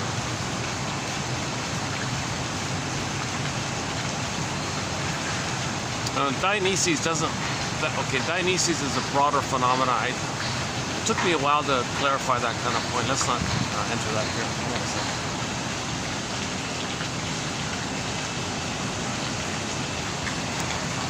So there are thousands upon thousands of self-help authors and articles and whatnot about the symptoms of narcissism. A lot of rants about narcissism. It's a huge topic.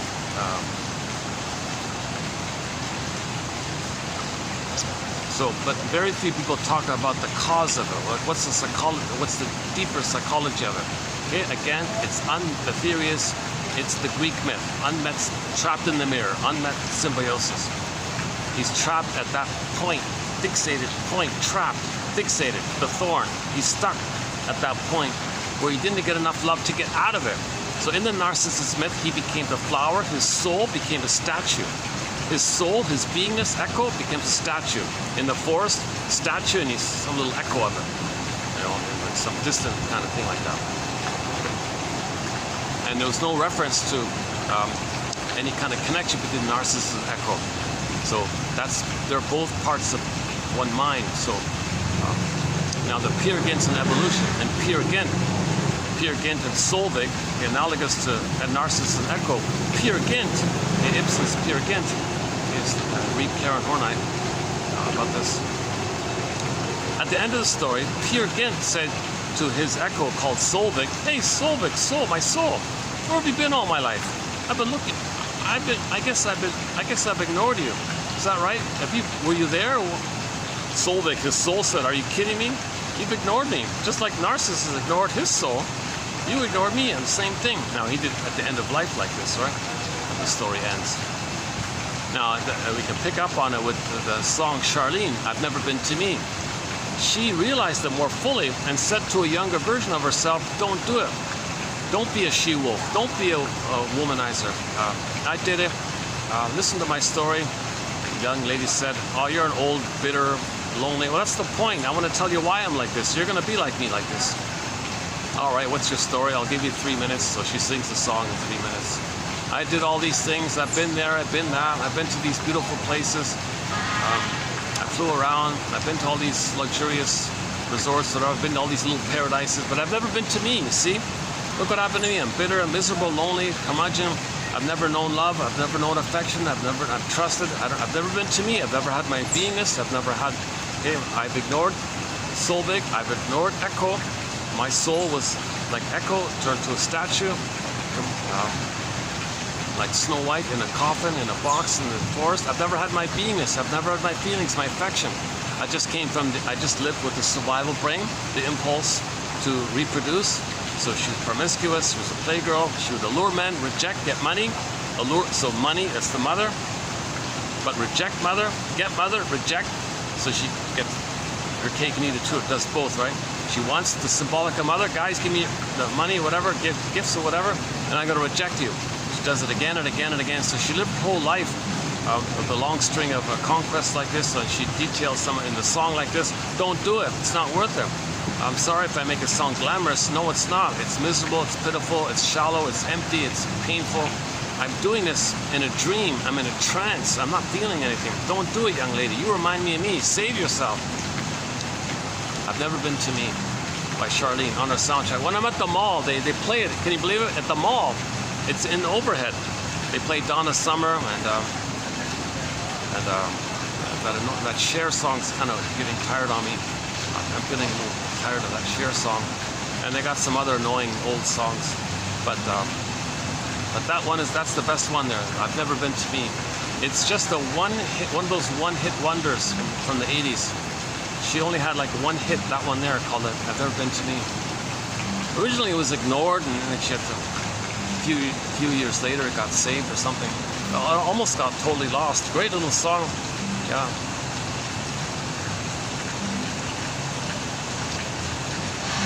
Speaking of Donna Summer, I think Melanie Thornton would have been a perfect opening act for Donna Summer, because Melanie Thornton opened up for Tom Jones, right? I think she could have opened up for Donna Summer. Melanie Thornton's like kind of like the good girl of disco, and Donna Summer puts on the bad girl image or something. No, she's not, but you know what I mean. Underappreciated Melanie Thornton. So we have one song on our soundtrack by Melanie Thornton called Love How You Love Me. And a sad story about her. So after she posted her debut album, and then she passed away, right? The plane accident and all that.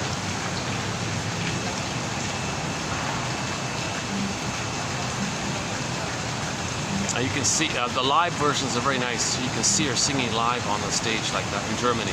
She was a pop singer in Germany. She moved there in her youth or something. I mentioned also another reason why it's in our soundtrack. On the music video for that song, it's about this missing blissful feeling. So you see two couples, two strangers, they see each other, they're stunned, trapped in the mirror, they're one with each other, they drop their bags, they reach their arms out to each other and they float up in the air. That's the blissful floating feeling that babies have, right? So they're experiencing that. So you're looking for that kind of thing. Now it's gonna crash, of course. But, then you say, oh, you cheated me, you lied to me. No, you cheated me, you lied to me. You promised you'll be together, you promised.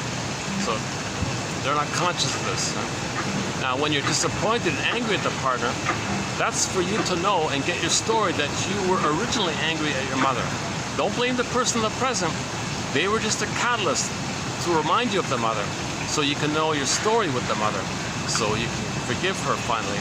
But you got to understand first, to get the story first. So you find somebody who reminds you of the mother to get up your original feelings of the mother. So typically you find somebody who reminds you of your mother, you get disappointed. That's for you to know what your mother was like. Simple as that, right? So it must be something psychological. Katie Lee, another song on her soundtrack by Katie Lee. It must be something psychological. We've got 4 songs from her on her soundtrack off her album, Songs of Couch and Consultation. It must be something psychological. Shrinker Man, wise me up if you can. Repressed, Hostility Blues, and Properly Loved. If I were properly loved, oh my God, I was never properly loved. That's the problem. I was never properly loved. The mother cannot properly love her baby if she was never properly loved. Simple as that. Mother can't give love if she doesn't have her beingness. She lost her beingness. How can you? You need to have your beingness to love. If you don't have your beingness, you can't love. You're just enraged at what happened to you, which you're repeating.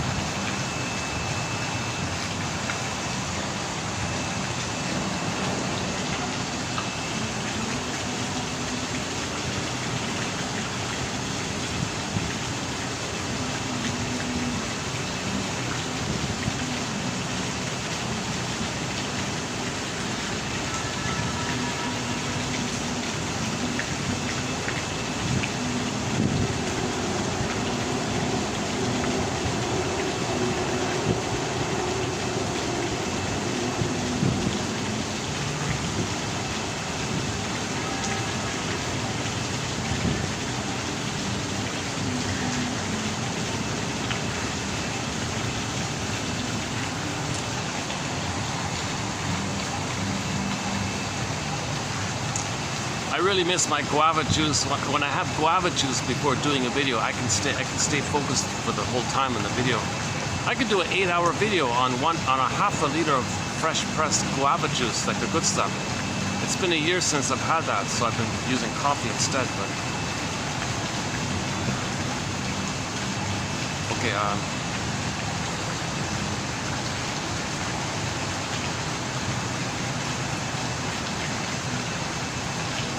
Okay, so with that in mind about narcissism, okay, they're at that point where it's all about them, they're entitled, they're the center, it's utilitarian. So later on they exploit, they lie, they cheat, okay, to get that.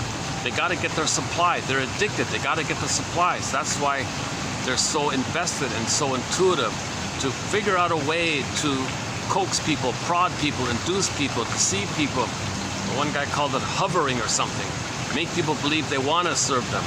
Something like that. So they're invested, their whole life is get me my supply. It's quote unquote ego food, as someone called it. Just give me they want their supply like that. They're stuck at that point, they're frozen at that point where they didn't get mother's oneness, so they're still trying to get mother's oneness, not knowing that they're doing it. Now embedded in this is their inability to know it, because if they were to know something, you see, it's going to bring up all those painful feelings. But when you're an adult, you can now know what you couldn't have known back then. So you can now know it.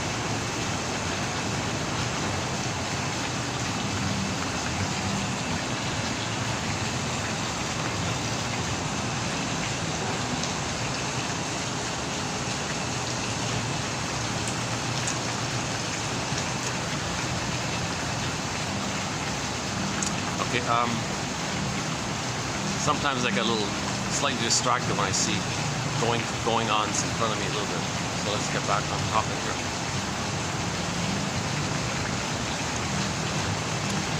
Okay, where are we here? Hold on a second.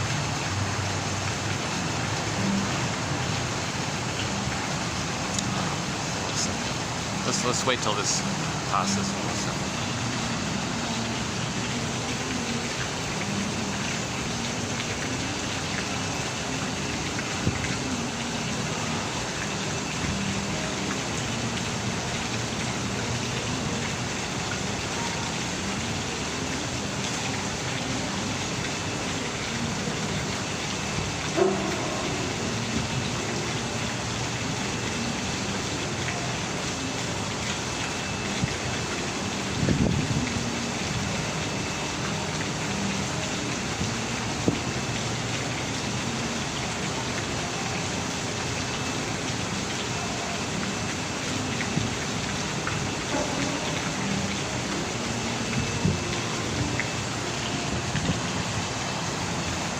So I highly recommend going back to read the Harding quotes, Professor Harding, and there were a few videos just prior to it also by from a book called "It's Not You, It's Your Mother," that one, and a few others.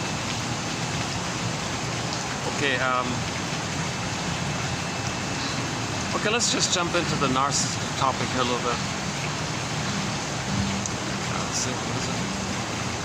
442. Okay. There's so much more going on. There's so much more going on about the distinct personality patterns. Okay, the need to scapegoat. See others are their shame self, and they don't want to know that they're shamed, so they want to see others shamed to distract them. They don't feel shame. Then the one they just shamed suddenly flip-flop is the mother who shamed them. So they're angry at them. They're fighting with them. They're fighting with themselves, using people to stand in. So they have a huge inner conflict like that. So they find proxies to fight with. They're fighting with, it's an inner conflict. So they create an outer conflict to reflect their inner conflict.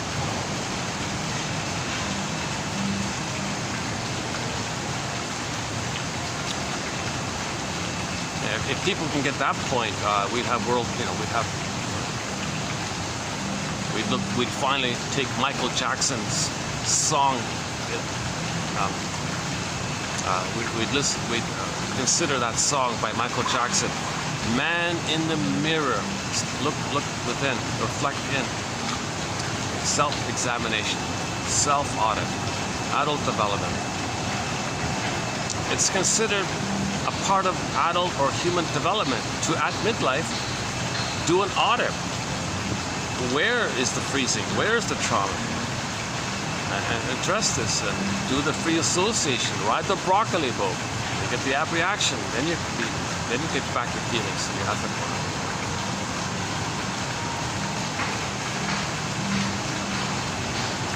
Okay, let's. So we also talk about scapegoating, emotional. Yeah, I mentioned that. What else? The jungle slogans, the BPD amalgam, the mechanism in the brain that allows them to deceive. So people with the stinger personality pattern, they can get away with everything because they have in the mind something called psychotically neurotic, interconnects and blurs in with neurotically psychotic. This wild thing going on, and it's in the brain. Grotstein calls it the BPD amalgam. This kind of new thing that's created, an amalgamation of those two mentations, secondary mentation, which is, extremely sensitive, intuitive like that, and that's primary mentation, the secondary mentation, and primary mentation. Those two blur up and create this new thing called the amalgam. It allows people to deceive and lie and never get caught. They have an uncanny ability to play, I'm always ahead of you. Now you see me, now you don't. Catch me if you can. Okay? So they have in the mind this hall of mirrors, house of mirrors. Are they there? Did you mean that? They meant that. House of fun mirrors, those fun mirrors. Things can morph and shapeshift and twist. Now you see me, now you don't. You can't catch them. So how that looks is they can hedge, they can pretend, imply, make you believe, tug on your needs so you believe them, confuse you so you believe them, scare others so you believe them, and they get away with everything like this. And they're heavily invested to perpetuate this survival strategies like this. So they're masters at rhetoric, and they're masters at propaganda and advertising tricks and subliminals and innuendos.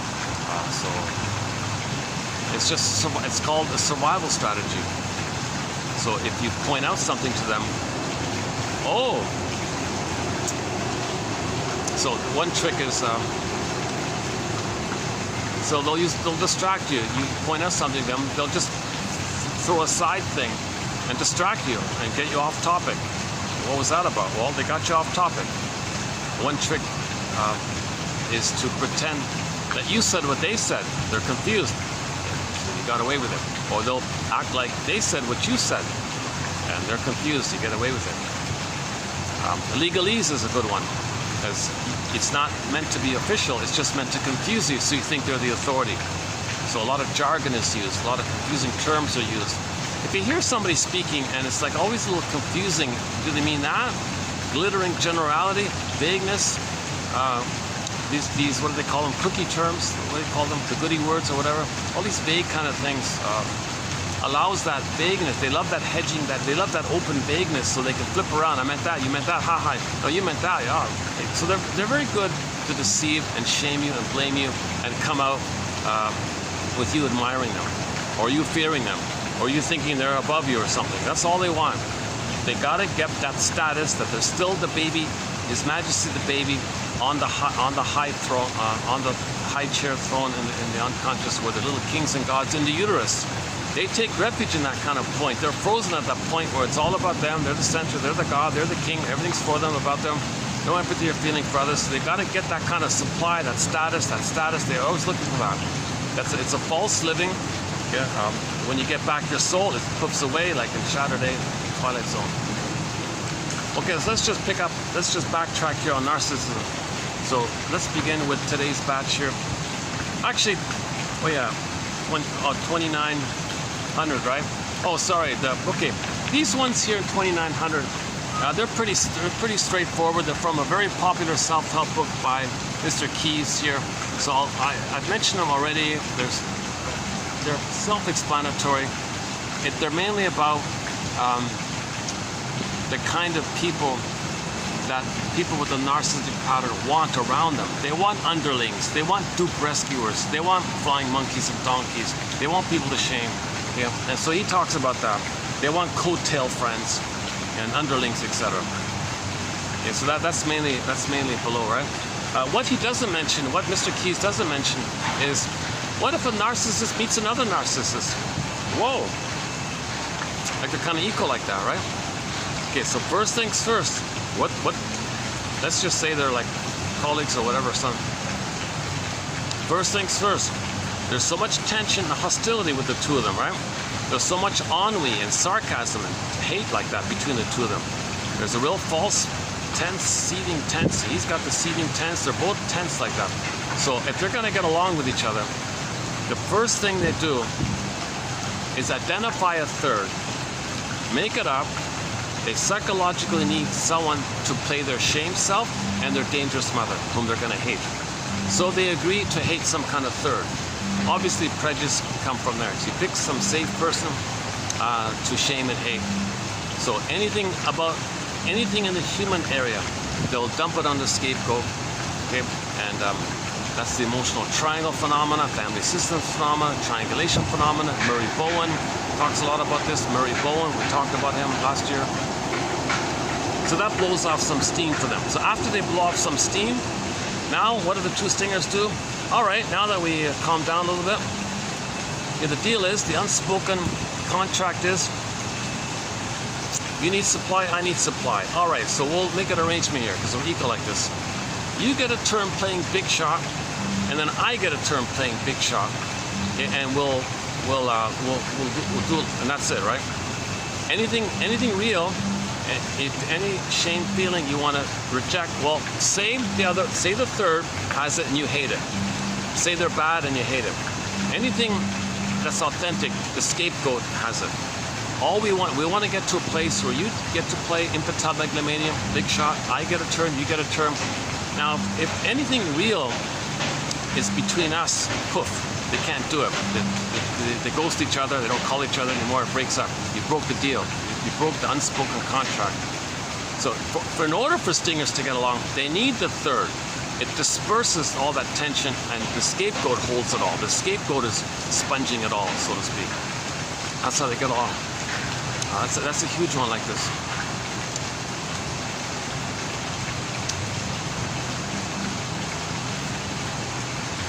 Now, if it's a couple and they get married, let's borrow Sharon Way Shager's example. The two both had the narcissistic pattern. Okay? Both parents are narcissistic. It can be any of the stinger personality patterns. One could be the bully pattern, one could be the narcissist. And the narcissistic pattern, there's branches of it.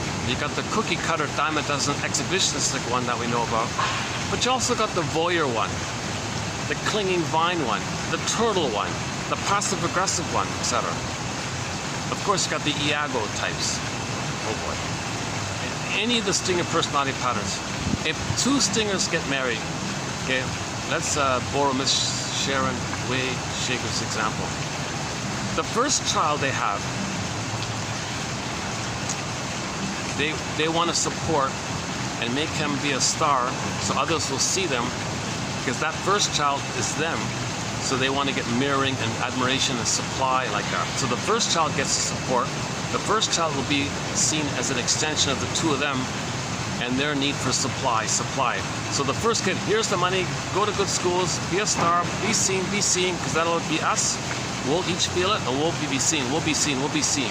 So your job is to make us, to redeem us, to be seen, to give us supply. So you'll be a proxy for us getting supply, we'll get supply. If you get supply, you're us getting supply, we're feeling supply. So the first kid is a quote-unquote hero or star like this. So they get all the support and funds like that. They can never do wrong, they're always right, they're always admired like that. So the first kid might be the quote-unquote hero in the family like that. Doesn't work, whatever success or lack of success, it doesn't matter, it doesn't correct anything. So the tension builds up. So by that time, when the second kid comes on the scene, the parents have so much steam going on, they need some pain relief, some tension relief, a pressure cooker, right? So the second kid will be scapegoated. So they'll be dumped on. So the second kid comes on the scene, and the mother will fix it. The mother will arrange it in advance to make that kid naughty, to give the parents the excuse, the justification, the cloak, the camouflage, the cover. It's called spare the rod. See, to make them look good. See, oh yeah, we gotta spare the rod. We gotta discipline this kid. Look how naughty he is. He's dangerous. He's rude like that. You gotta show respect. So we gotta discipline him. Spare the rod. I gotta teach him. This was a strategy for. Shall I compare thee to an onion? The underlying issue, the real issue is underneath. They want to blow off steam, but they cloak it over with the spare the rod slogan. So they set it up like this and let it happen on purpose like this. So the mother doesn't love the baby. Let him be naughty. Let him be dangerous. Let him be hostile. To give the parents the excuse and the justification that it's okay for them to blow off steam on him. Now, they don't know they're blowing off steam. They covered over the rationalization of the spare the rod excuse. So he's the scapegoat one. He's like the triangle one, right? Like the stingers. So the second kid can be scapegoated like this. Again, the emotional triangle. The third kid comes on the scene. He's kind of just ignored in all this. So he goes to the library, leave me alone. He's detached in all this. So he's kind of like the lost one, they say. The fourth kid comes on the scene. In her example at this family, and he entered the picture, and he kind of like had the most freedom, I guess, because the other three kids kind of buffered it all for him, I guess. So he had like the most playful freedom, I guess. And he discovered in his antics that if he could be the clown or the mascot, that he can provide some tension relief for the whole family system. Because the kid comes on the scene, he's got 5 people filled with pain and tension. he makes a joke, does some funny little thing, and gets everyone laughing. So he becomes the mascot or the hero or the clown like that. So he has a role. He fits in. He found a way to fit in. He plays that role like that. And if that kid grows up, enter the Harry's Law show, the guy who had that clown-like personality. At midlife, he came up to him. Hey, my clown jokes aren't working. Oh my God, that's my identity. That's my role. No one's laughing at my jokes. And the scriptwriter gave the character who played that the line, I wonder, Wanderlust. Well, the scriptwriter had Wanderlust. The new song, yeah, Wanderlust. Oh my God. It's not really a great song or anything. It's not going to be I doubt if it'll be a big hit or anything. But the title is good. I couldn't make out the lyrics, so I don't know if he'll publish it or if we'll get the lyrics to it. I don't know. It just came out. He just played it for the first time 2 weeks ago in a little bar not a bar, like a little clubhouse place in a town in Greece. I wonder if he lives there or something. I don't know. On YouTube, a lot of the concerts are in Athens and Greece like that. Kaitero or something. I forgot the city name. He said, okay, I'm playing it live for the first time. You, dear audience, you're going to be the first ones to hear it. My new song, after 78 years of doing this or whatever it is, my brand new, fresh song, Wanderlust.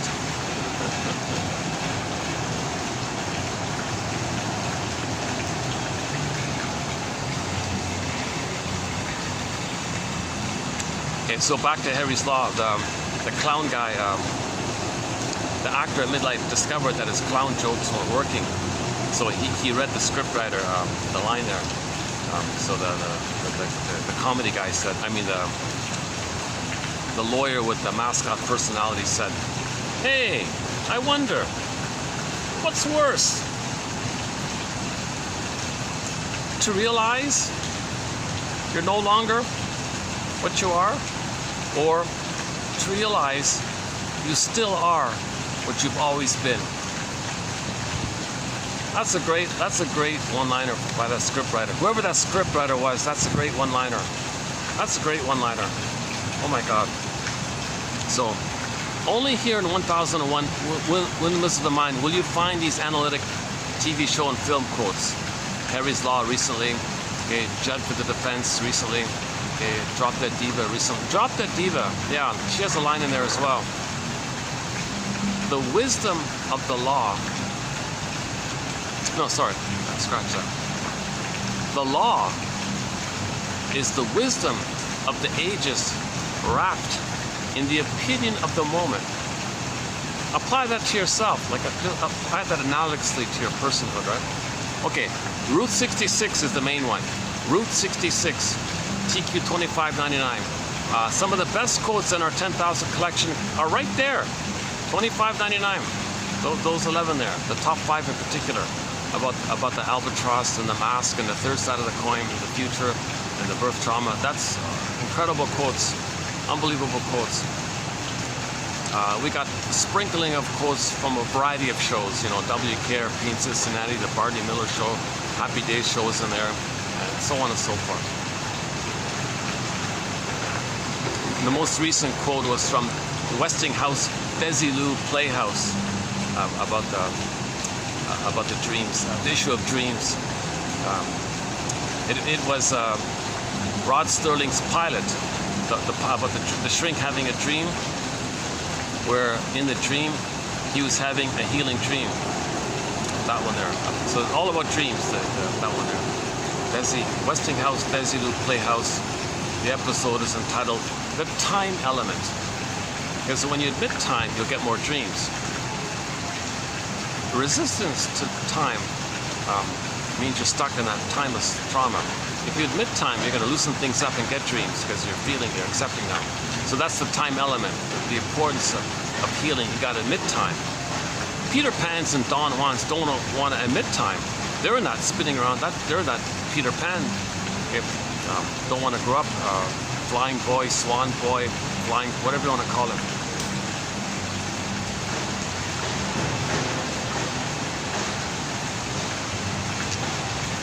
So pathological nostalgia is involved in this, because pathological nostalgia is a defense against admitting the pain of time.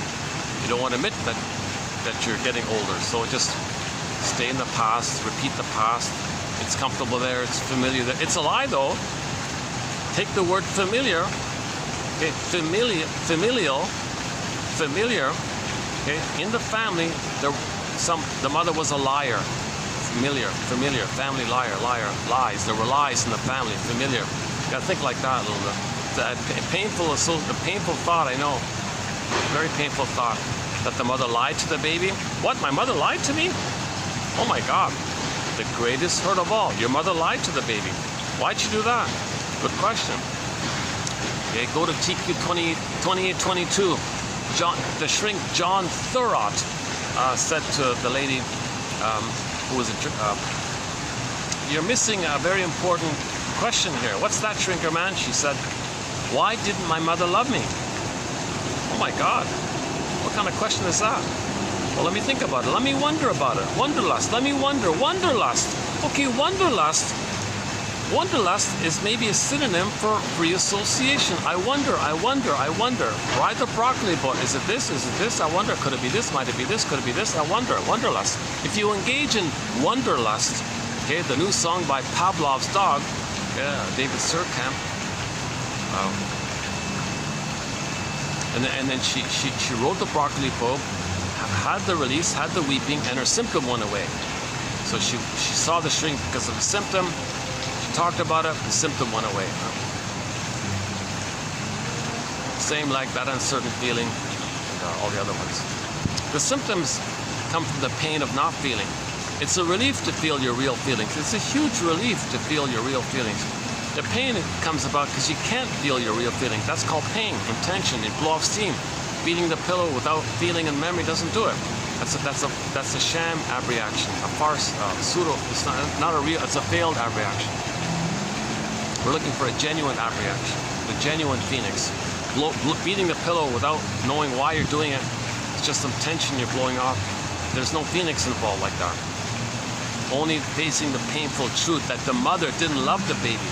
Get to that kind of emotional feeling, then you can have a weeping around that.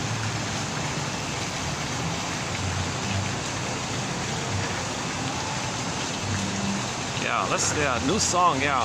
Wanderlust. Not Wanderlust. Wasn't there a film called that, Wanderlust? Not that one. Wonder, like Wonder Bread, like wonder, I wonder. W-O.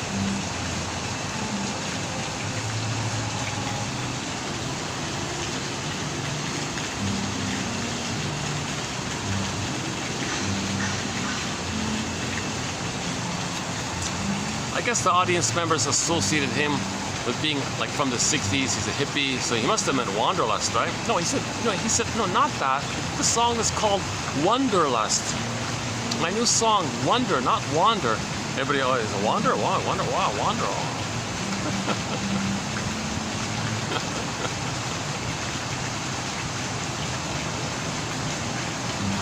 He's bald. He cut his hair. He doesn't have long hair.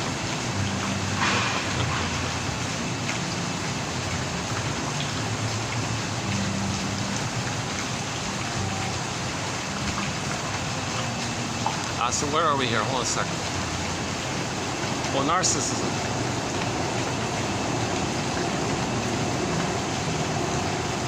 Oh yeah, so okay, in the ones below, the 90, these ones here, he talks about, see, they want somebody to shame, they want somebody who's in fear, they want underlings because then they feel over, like superior, and you're no good. The underling is their unloved self, their shame self. The underling fills in for that. So they don't want to feel their own inner underling status. Find underlings to play that. Okay? So the underling is an extension of them, so they don't feel it's with them, and they can preserve their status on the throne of their little god all the time. And the shame self, the underling can play it. So narcissists like to have underlings around. The underling, they know less, they have less, whatever. People in this role make the narcissist feel much better about himself or herself by comparison just by being around, just by being there for the narcissist, to compare themselves favorably to. So narcissists love having disadvantaged people around in their little posse or whatever. They love to see that. It always makes them feel important if others can play their shame, no good, unimportant self. Ironically, the underling is more authentic to the person. They're more in this delusion of this fantasy play, psychic play that they're a little god, right? The underling plays their soul, in other words, which they shame. Underlings may be less intelligent, have less resources, less attractive, somehow less than. They love having duped rescuers. They love having duped rescuers. These are the pleasers and the codependents, right? Okay, so I won't bother with that one, okay? They love having flying monkeys around. People who worship them like he's a cult leader, and the flying monkeys protect their image. And the flying monkeys are so blind because they don't even see the truth of the narcissist. And the narcissist doesn't see the truth about himself. And the flying monkeys are blind to their blindness. Everybody's so blind like this, right? The flying monkeys. The flying monkey, somebody who serves and defends the narcissist. This person uses all kind of tricks, so they'll pressure others to, hey, my boss is good, okay? They use smear campaigns, harass them. Okay, maybe the gangs, maybe all that harassment. Maybe they do all the harassing, social pressure, smear campaigns, spreading rumors, or whatever, or any other means to try to control those who resist the narcissist. Flying monkeys may damage the reputation of those who reject the narcissist's power. This is, quote, punishment for behaving independently of the narcissist. So narcissist thinks everybody is a part of them. So if a part of them is misbehaving, they want to get them in line, so to speak, because the narcissist thinks they own everything. It all belongs to them. So they want that or total rejection. It's everything or nothing. Like they have that either or mentality. Coattail friends. That's sort of similar to the underlings, right? The coattail version is kind of like the voyeurs. They're like voyeurs. They admire them or something. The voyeurs, right? The donkey ones, they're kind of like the flying monkey ones. Okay, so what else? Okay, hang on, let's finish this one. Narcissists want to believe that they are something special, and they become very easily annoyed if you don't share that point of view. That's called narcissistic injury, narcissistic rage. It's what the baby feels if you had no mother.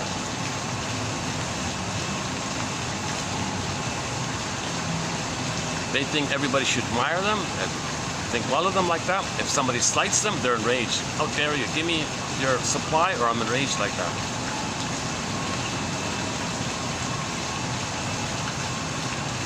Now remember, narcissists have identified with the aggressor, and everyone else is a part of them, which they shame and need supply from. They're just doing to others what the mother did to them. When narcissists need their ego fix, they will do insensitive things to get their supply, because they both want it so badly, and because there's no empathy to make them feel for the people they're being unkind to. So, because they don't have empathy, and they feel entitled, there's no barrier there like that. Narcissists use a number of different ways to deny their hurtful actions. Okay, so they're master manipulators. They're the word of the year, gaslighting. 2022, gaslighting. They're master gaslighters. The mother gaslights the baby big time. Mother, I'm me. No, you're not. You're a part of me. No, I'm me. No, you're a part of me. Gaslit already. I feel this. How dare you ask me to love you when I never got love? You can't feel that. I don't feel it. No, you don't feel it. Gaslit. I have a need. How dare you have a need? I never got my needs met. You're supposed to just supply for me. I don't have the need? No, you're supposed to just supply for me. What about my needs? You don't have needs. I can't meet that. Really? I don't have needs? You don't have needs. Mothers are gaslighting their babies big time. The word of the year, 2022, gaslighting.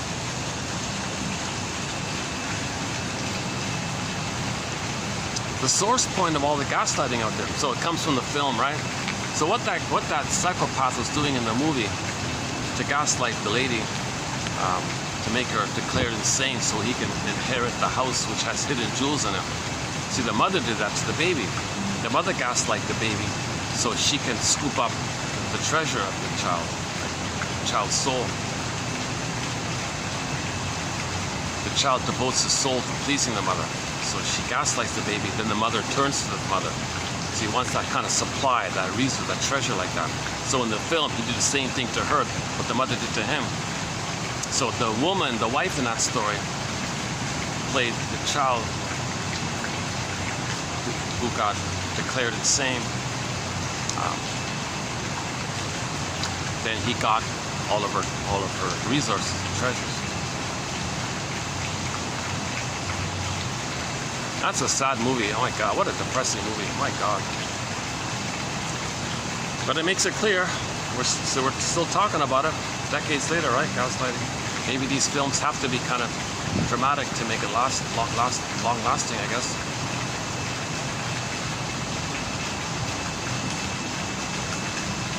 Like that episode of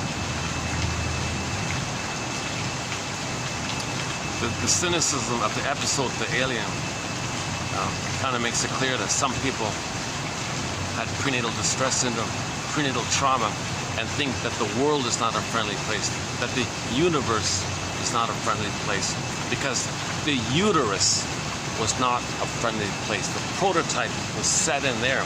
They apply it like that. They see today through the lens of yesterday.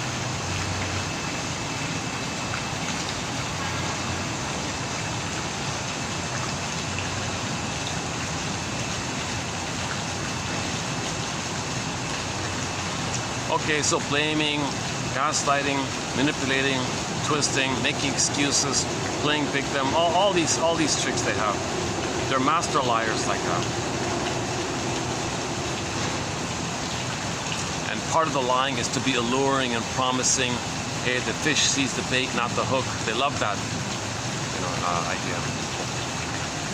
So they throw a crumb to get the clingers to be duped rescuers. Oh, let me save you, let me cure you, let me fix you, let me heal you. They don't care about that. They just like the attention. They just like that kind of supply like that. They just like that connection where somebody attends to them, looks well at them, tries to attend to them. How can I please you? What do you want? Like this. That's just supply like that. Now the codependent is trying to save them. They don't care about that. They just want the attention like that.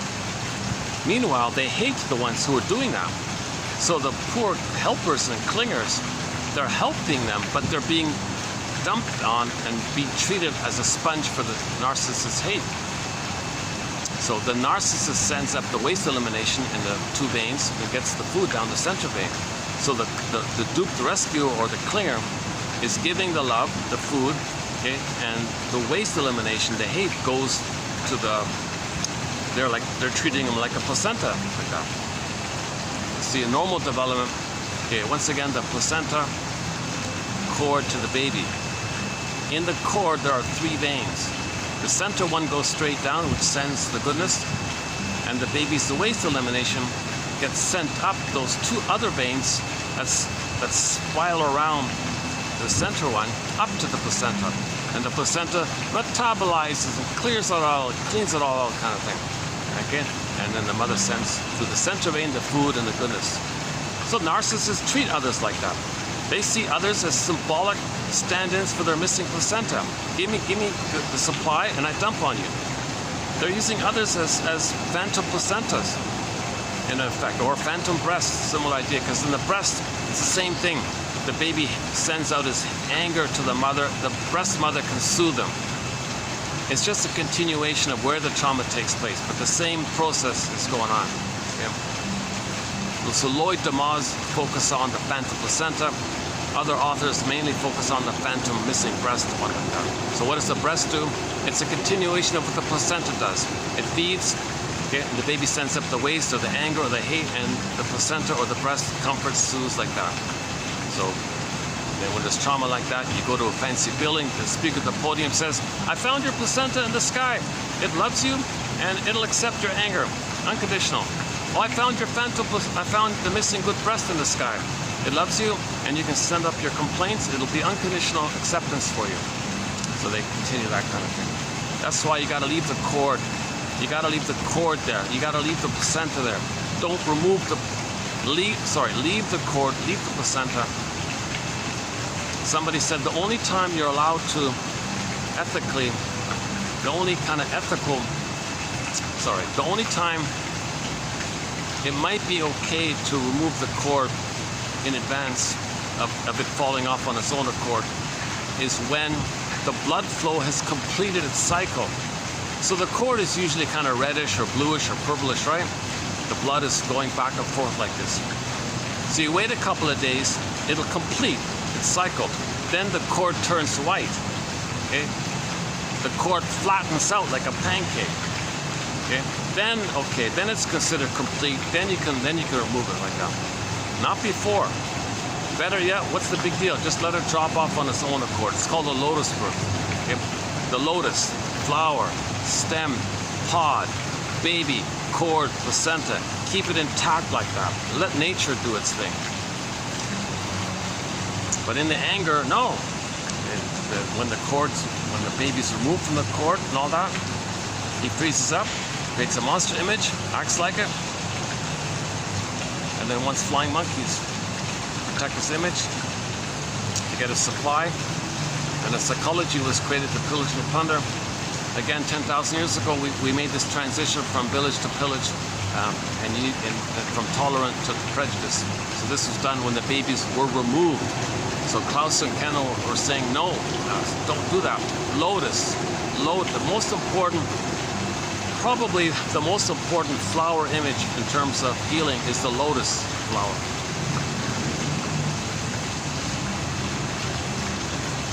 Every delivery room or any place where the mother's going to give birth, have the lotus flower there.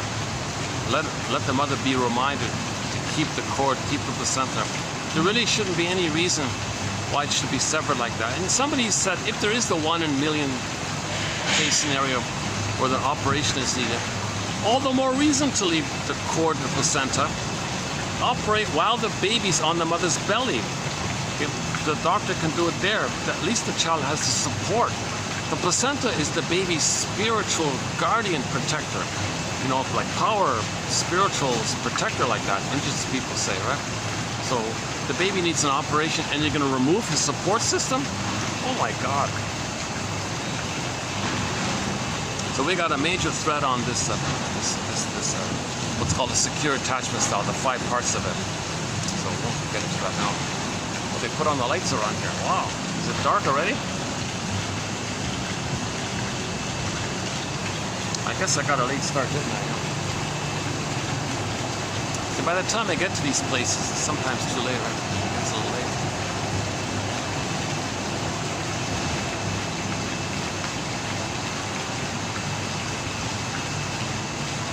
Okay, I won't do the third one here.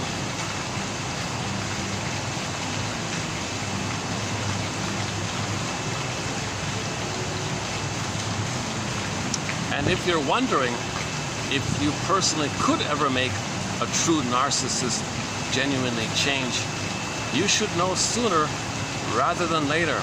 You cannot. So he does the same thing. Golem and all these Narcissism authors, they're all adamantly convinced that you cannot by yourself heal a person with narcissism. The shrinks have a hell of a time doing it. They have an immensely hard time doing it. So a common person is not going to do it. The narcissist is only looking for somebody to shame because others are their shame self. They see others as their rejecting self. They want supply. Remember, there's only one person in their drama. They're trapped in the mirror. You can't invent a time machine, go back to their nursery, and you become the good mother for them and correct what happened. You can't do it. The narcissist has to have some self-awareness on their end. and they need to be willing to heal themselves. If they're not willing, your feedback has a repulsion like that. They can't do it. They'll attack you for the feedback. Some narcissists,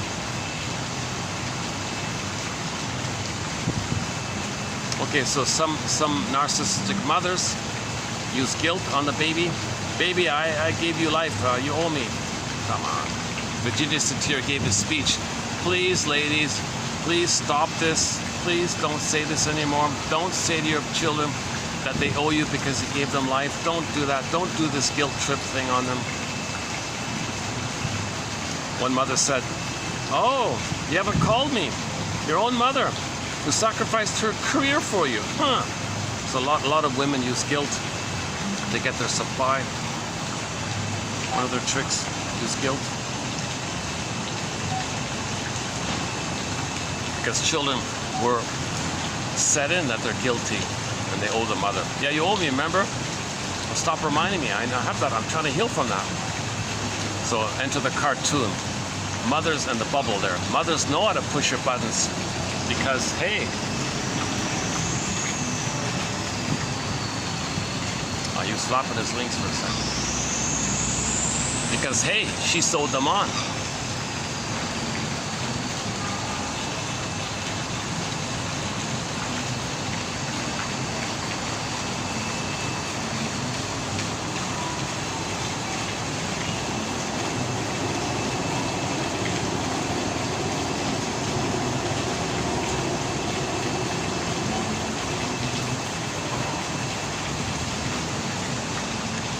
Did I get the angle right? He was flapping his wing there, the swan, the baby swan. These two black ones, they're babies that just arrived about a half a year ago. And they've grown so quickly, they look like adults already.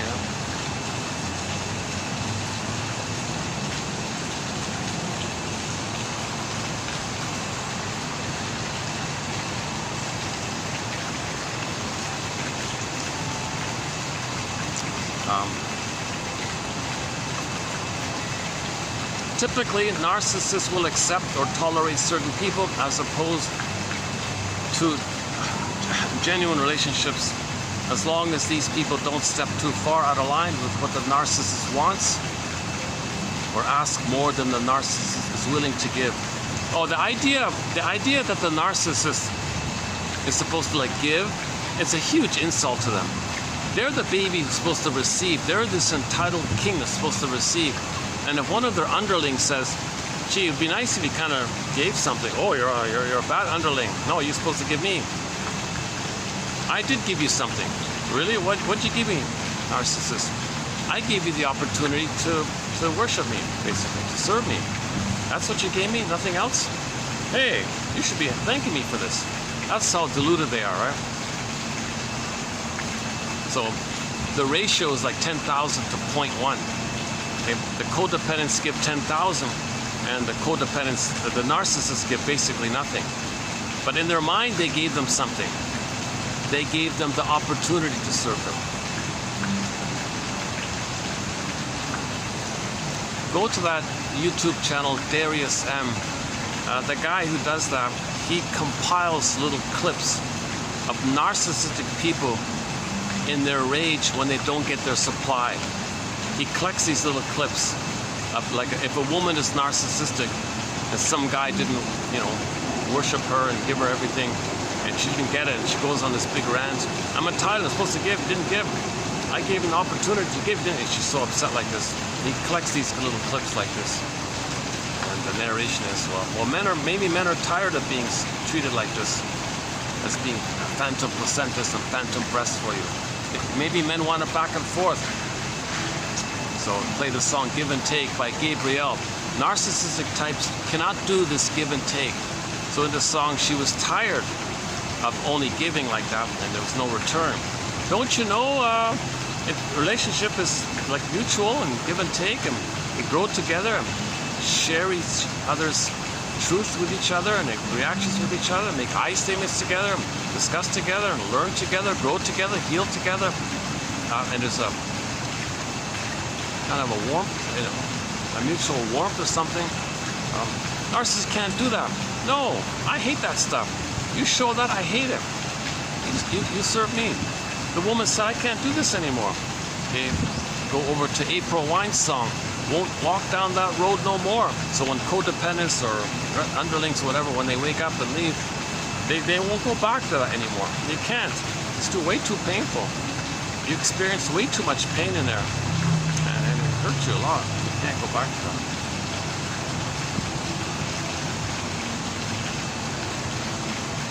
Where are we here? Okay, so the faux friends, the fake friends, underling, dupe rescuer, flying monkey, coattail donkey. So I'll leave the rest of them there.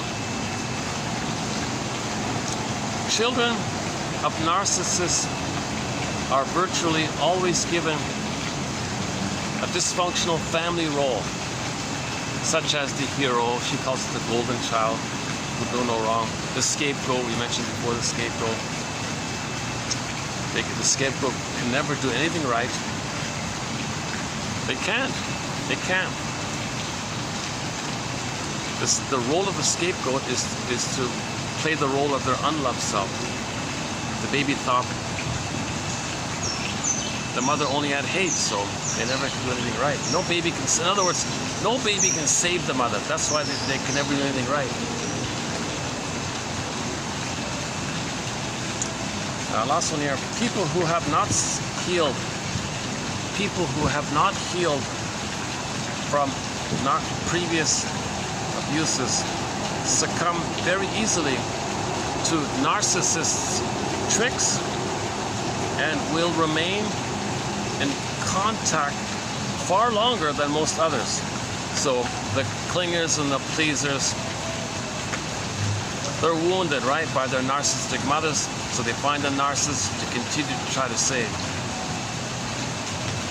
So play back to Katie Lee's song. It's not, it's really quite explainable, she says. She says she only likes men who are unattainable because the mother was unattainable.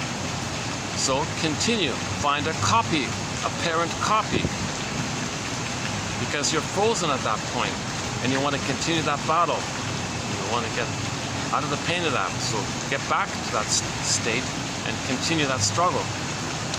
So there's a duped rescuer. They'll try to save the narcissist. The baby couldn't save the mother. So find another mother, someone who stands in for the mother, and try to save them, thinking you're still trying to save the mother. So clingers and pleasers are very vulnerable. They're very vulnerable and easily fooled by the narcissist. Narcissists don't bother anymore with that. They've identified with the aggressor and want to shame others who are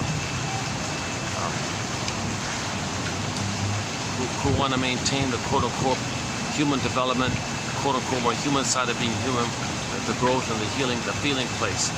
They don't want that anymore. They're addicted to playing. They made the deal with the devil, right? They made the deal with the aggressor, the freezing parent, and they want to freeze others. They get her power. He believes he won't be hurt by her if he is hurt, but he is hurt by her. But the trick is he hurts others playing him, so he thinks he's not hurt by her. That's a deal, and he lives forever. It's timeless. Okay? He lives forever. It's timeless. So the time element. Okay? Again, Twilight Zone, first episode, the pilot, the missing pilot, saved by Desilu, what's his name? Desi Arnaz. Lucille Ball's husband, Mr. Babalu guy. And he made it, and he did the intro, he did the closing comment about that as well.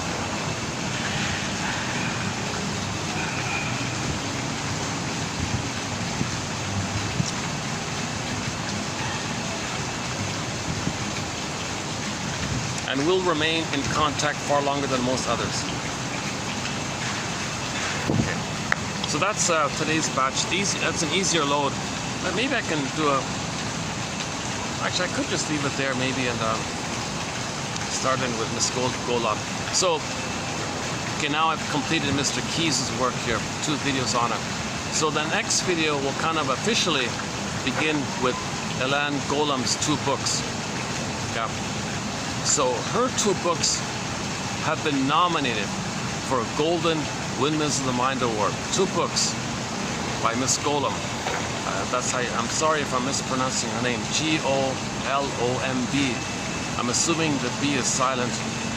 So it's either Golomb or Golomb or Golomb.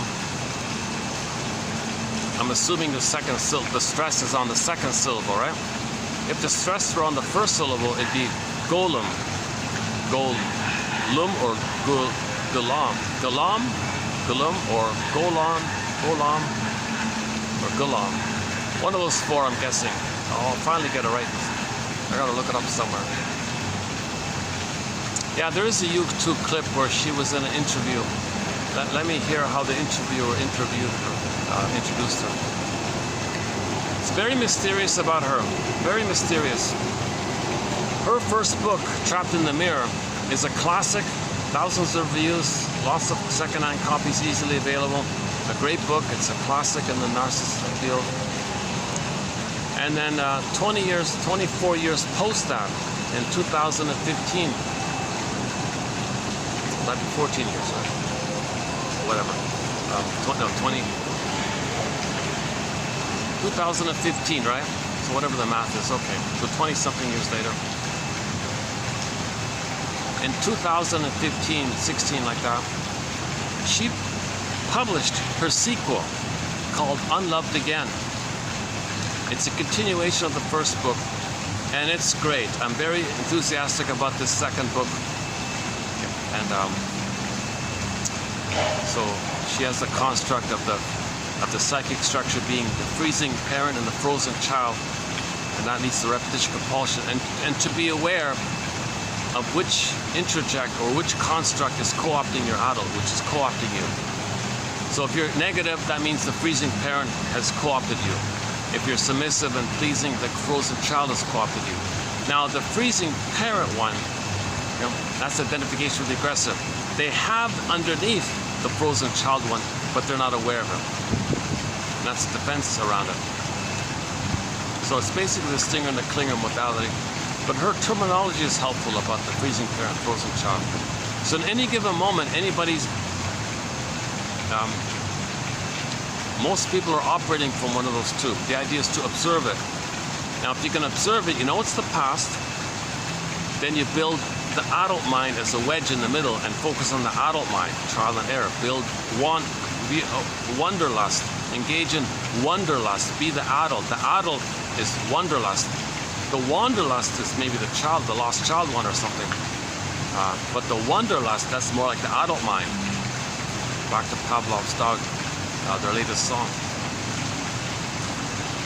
It's not recorded, it's only on the live, on the studio, on the stage there. I don't know if he'll ever record it or not, I don't know. He says he has hundreds of songs he never recorded. A lot of musicians say that, they have hundreds of songs, but they never published it.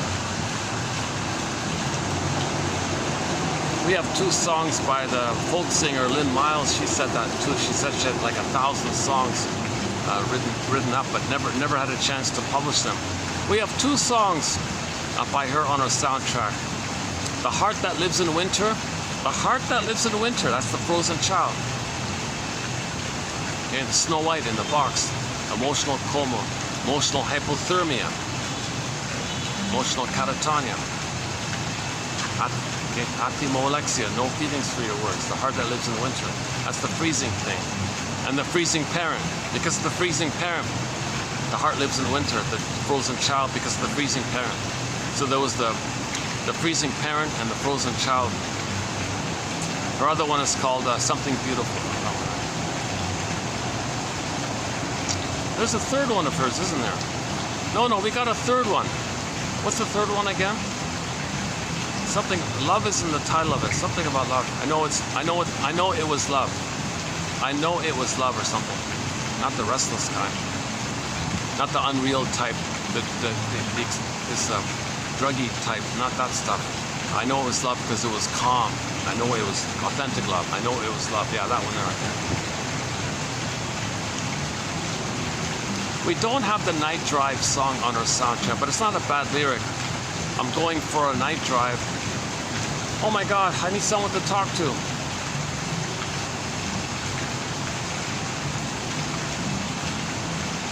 Well, it's getting dark here pretty quickly, eh? Look at that. Let's see. It's only 5:36. Oh wow, I guess it's gonna rain. Yeah, the rain is coming. And we include Anne Murray's cover of Jose Feliciano's song called Rain. Who cares about the weather as long as we're together? Nice little song.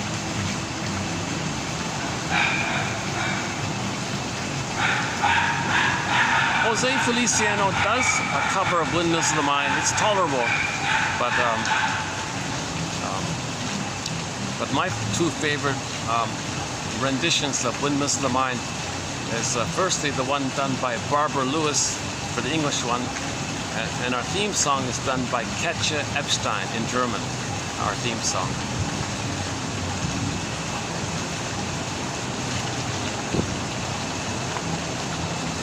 Okay, so her two books have been nominated for a Golden Windmills of the Mind Award. I'm pretty sure it's going to receive it. I'm not finished the book yet. I'm almost finished. So we'll be doing a 13 video special run on her work. 11 from the two books and 2 from some old articles I found of hers, just some short ones.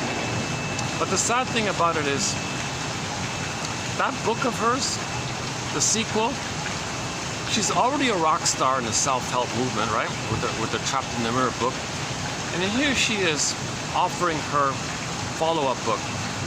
You'd think everybody would gladly want to publish it. Now, I don't know the story of why it didn't get published by a major publisher. I don't know what happened there. But the result is, she had to pay out of her own pocket to self-publish it, and she gave away free copies to get the thing going. So, to my surprise, it's one of the best self-help books I've come across in a long time. It's a classic. It's a great little book. And if you go to the past 3 videos, I've already given a kind of a summary of it all. I didn't really cover it in this video here because I'm playing catch-up. Mr. Keys here. Yeah, I'm a little enthusiastic when I think about the past 3 videos where I talked about the freezing child, the freezing parent, frozen child construct, and how we have to interject the adult mind. You build the adult mind when you observe, oh, who's taken over here? Who's running the show here? Who's calling the shots here? Who has co-opted the adult mind? The freezing parent or the frozen child? Which one is it? So just notice that. Notice it in others. Notice it in yourself. Okay? The freezing child and the freezing parent construct is trauma. So when there's trauma, we repeat. So in any moment, you can notice this. If you're critical towards others, if you're bullying towards others, or aggressive towards others, or sarcastic towards others, well, then your freezing parent construct is taken over. And if they feel like you gotta take it and be nice to them, then the frozen child is taken over. Observe this in yourself and others, and build the adult mind, build the ego, the healthy ego, the adult mind. So that's in the present, right? Identify those constructs are still in the nursery time. They're in the past. They're ancient relics for the past. They function like puppet masters, co-opting you all the time. So the adult mind is missing. There's like a vacuum there. So the freezing child will scoop it up, or the frozen child will scoop it up. In any moment, notice who's the puppet master. You got 2 puppet masters. Frozen child puppet master, freezing parent puppet master. Notice in any moment who's running the show here like this. Pause, comma, stop the presses, hold the phone, pause here, reflect here. I see. The freezing parent has taken over me here. That means you're still in the past. You're still in the nursery, fighting with the mother.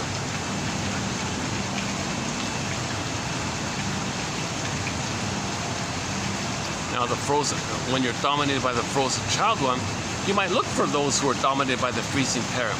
And the frozen child still wants to save the freezing parent. The freezing parent one is thrilled to have somebody to freeze.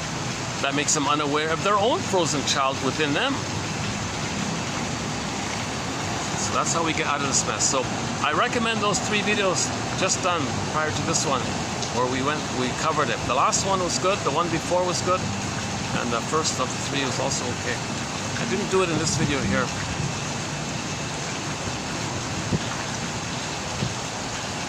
So I highly recommend, for the price of a coffee, go to that. Luckily, that self-publishing company is still around. It's called iUniverse, written as one word.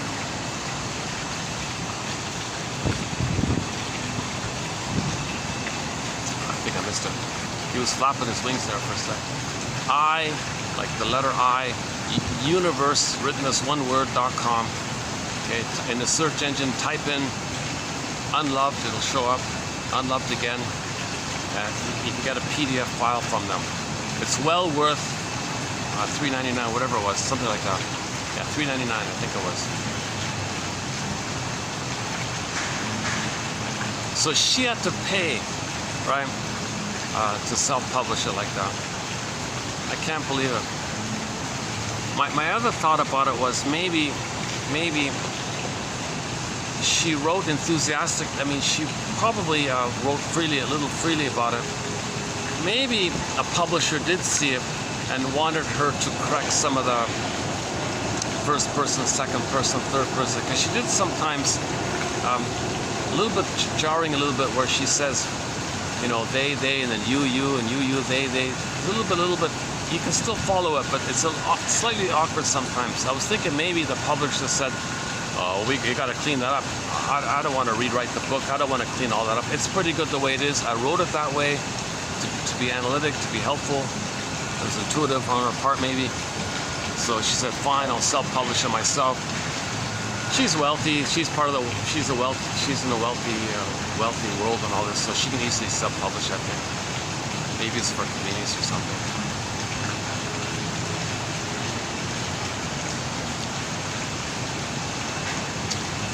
Her lifestyle is part of the rich and famous lifestyle, so it's not a money issue really. So maybe that's part of it as well.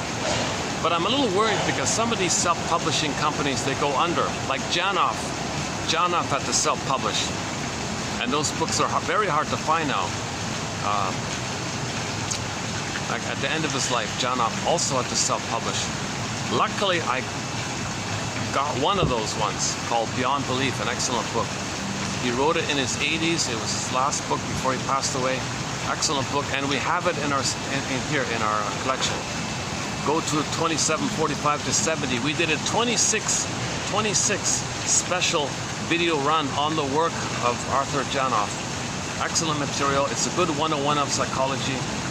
Now we don't cover the so-called primal therapy and all that primal scream. We cover the follow-up books that pretty much got ignored. It's funny, right? The first book made him famous, but it wasn't a very good book. But the follow-up books are good books, and everyone ignored it. So I plucked out the best quotes that I could find from those 16 books. I got most of them, but not all of them. Anyways. So a good 101 for psychology is the Janoff quotes, 2745 to 70. The comic psychoanalysis is another good starting place. Dark Horse Publishing. They reissued the comic psychoanalysis, 12 therapy sessions, put into comic book format. And I think Miss Golem's 2 books, Trapped in the Mirror and Unloved Again, is another good psychology 101. In particular, the follow-up, the sequel. The sequel is better, I think, much better.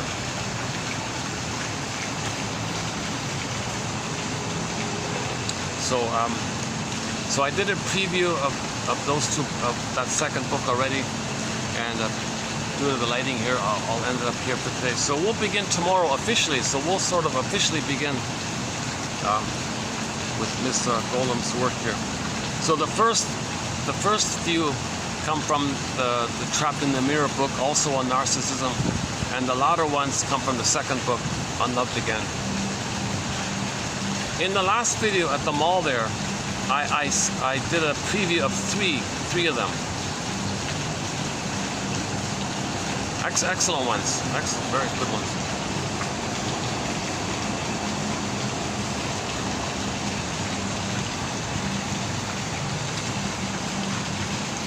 It's gonna get dark pretty quickly here. Let me wrap it up within 5 minutes here. So I didn't even get to this. I didn't even get to it. Yeah. Okay, so the next video will begin officially, kind of thing, with Miss Golem's two books.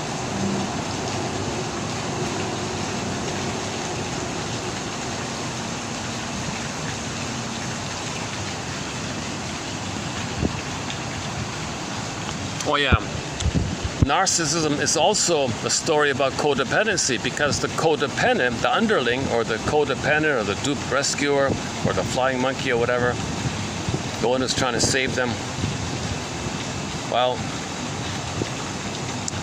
if he's, okay, sorry. He calls the codependents don't need narcissists, actually. But in this, okay, I should maybe change this. He means the clinging vine narcissist. The clinging vine narcissist. Okay, might be addicted to the narcissist who's addicted to his self-image. So she's being a little vague here. Okay, so the clinging vine narcissist, or the voyeur narcissist. Well, I would say the clinging vine narcissist. Yeah, let's stick to that one.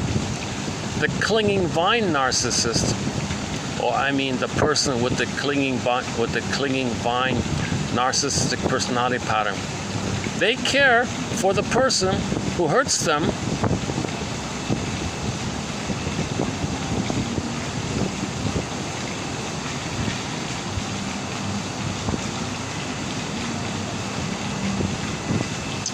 and the one who hurts them is kind of addicted themselves. So the one who hurts them is addicted to their getting supply, okay, or it could be whatever, or alcohol, or people, or fame, whatever, power over.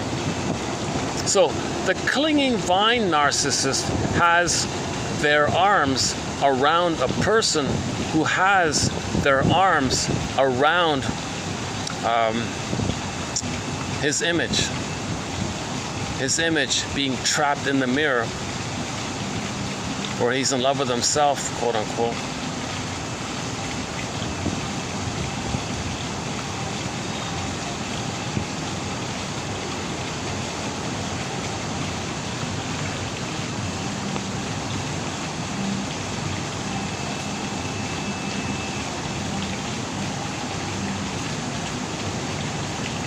Life with a narcissistic parent always means fitting in with his or her schema. Instead, we need to find our own unique opinion. We need perseverance to overcome the problem of self-unknowing. Okay, we in the frozen child mode, we don't know ourselves. We missed that time in development where we wonder about things. All children go through like a huge curiosity phase, wonderment phase, wanderlust phase. So we got to develop that now for ourselves. Okay, although it's not on our soundtrack, I'd love to close up with the new song, David Surkamp's new song called Wanderlust. It's only available in live format on YouTube, 2014, September 2014. Somewhere in Greece, something Kythera, a small city in Greece. He played it on there. The audience was very thrilled to know that they were the first ones on the planet to hear the song.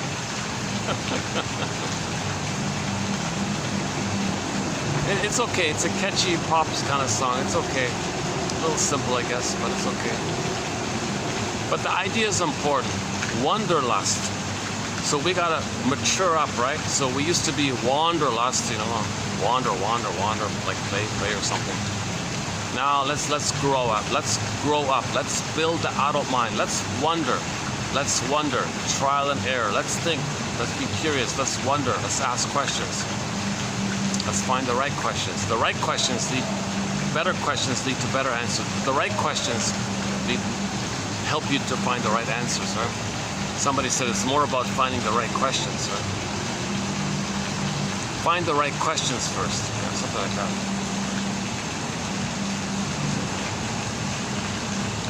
Yeah, okay. How are we doing here? Oh, it's a shorter video, eh? 3 hours. Yeah, today's a strange day. Today I feel a little...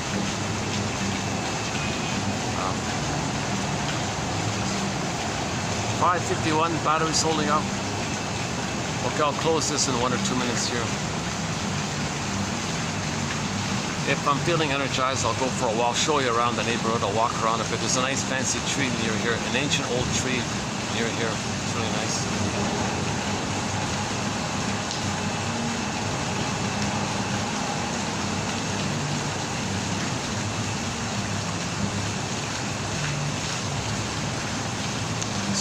So the self-help exercises, in any moment, identify, which construct has co-opted me, the adult me, the missing adult me. The adult ego state, or the adult mind, right, is very limited, it's very damaged, and because of that vacuum, it's missing. So one or the other is going to fill in and co-opt the person. So identify who's calling the shots, who's running the show here, the freezing parent or the frozen child. And then, okay, then you pause, comma, whoa, question, wonder, okay, wonder, okay, whoa. Now you know, you're in the past, you're stuck in the past, you're frozen in the past, okay? And those constructs reflect the past trauma. You're not enjoying the present, you're still in the past. Okay, so, comma, let's focus on the present. Wonder builds the present adult mind. Okay, Eric Berne, PAC. The P means the freezing parent. There's the A, we need the A, right? And the child is the frozen child one. In Eric Berne's model, parent doesn't mean like a good parent. Not at all.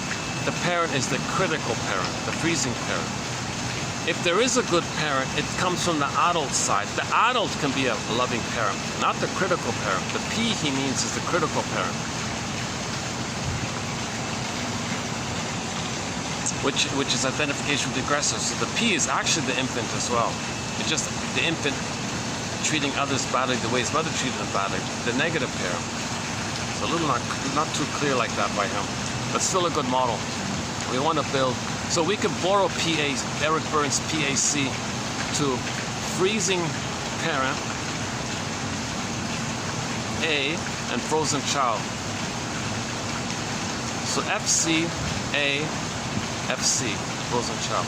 FC, A, FC. No, FP, A, FC. Okay, or just make it clear. The parent in Eric Berne's model is really the freezing parent. So once you identify that, you know you're in the past, you know you're repeating the past trauma, you know you're repeating the repetition compulsion of the past trauma. Those constructs means trauma. When there's trauma, we repeat, so it's being lived up again and again and again. So typically, if somebody's dominated by the freezing child mind, they're not aware of the frozen child within them. They look for others to play their own frozen child and shame them.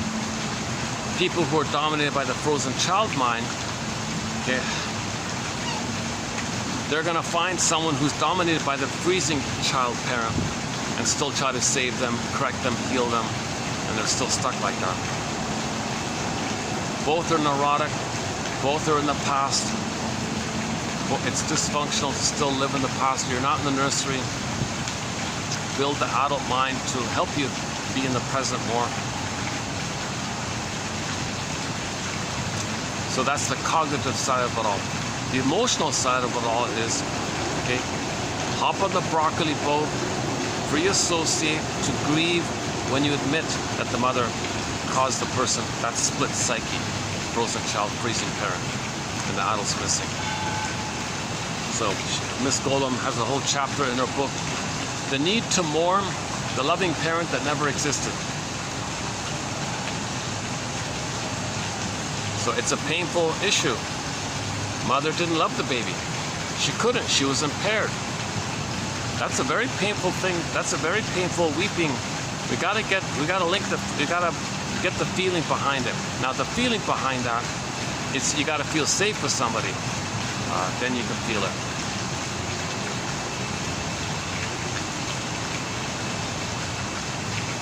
You know, intuitively, a lot of people in midlife, they want to go into the woods. They want to be in nature, feel safe. The problem is you got people around running around their motorbikes and ATVs and characters running around like that. So you don't really feel safe in the woods, unfortunately.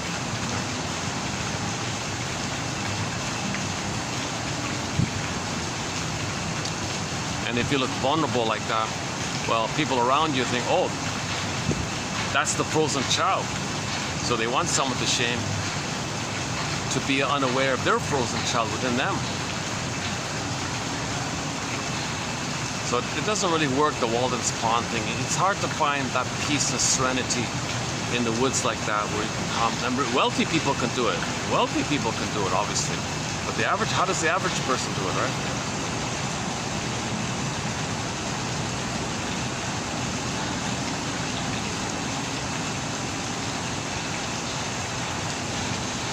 Oh, it's getting dark so quickly here, yeah. Okay, so let's close it up with the new song, Wanderlust by Pavlov's Dog. Thanks very much, and I'll see you in the next video. For the love of narrative medicine.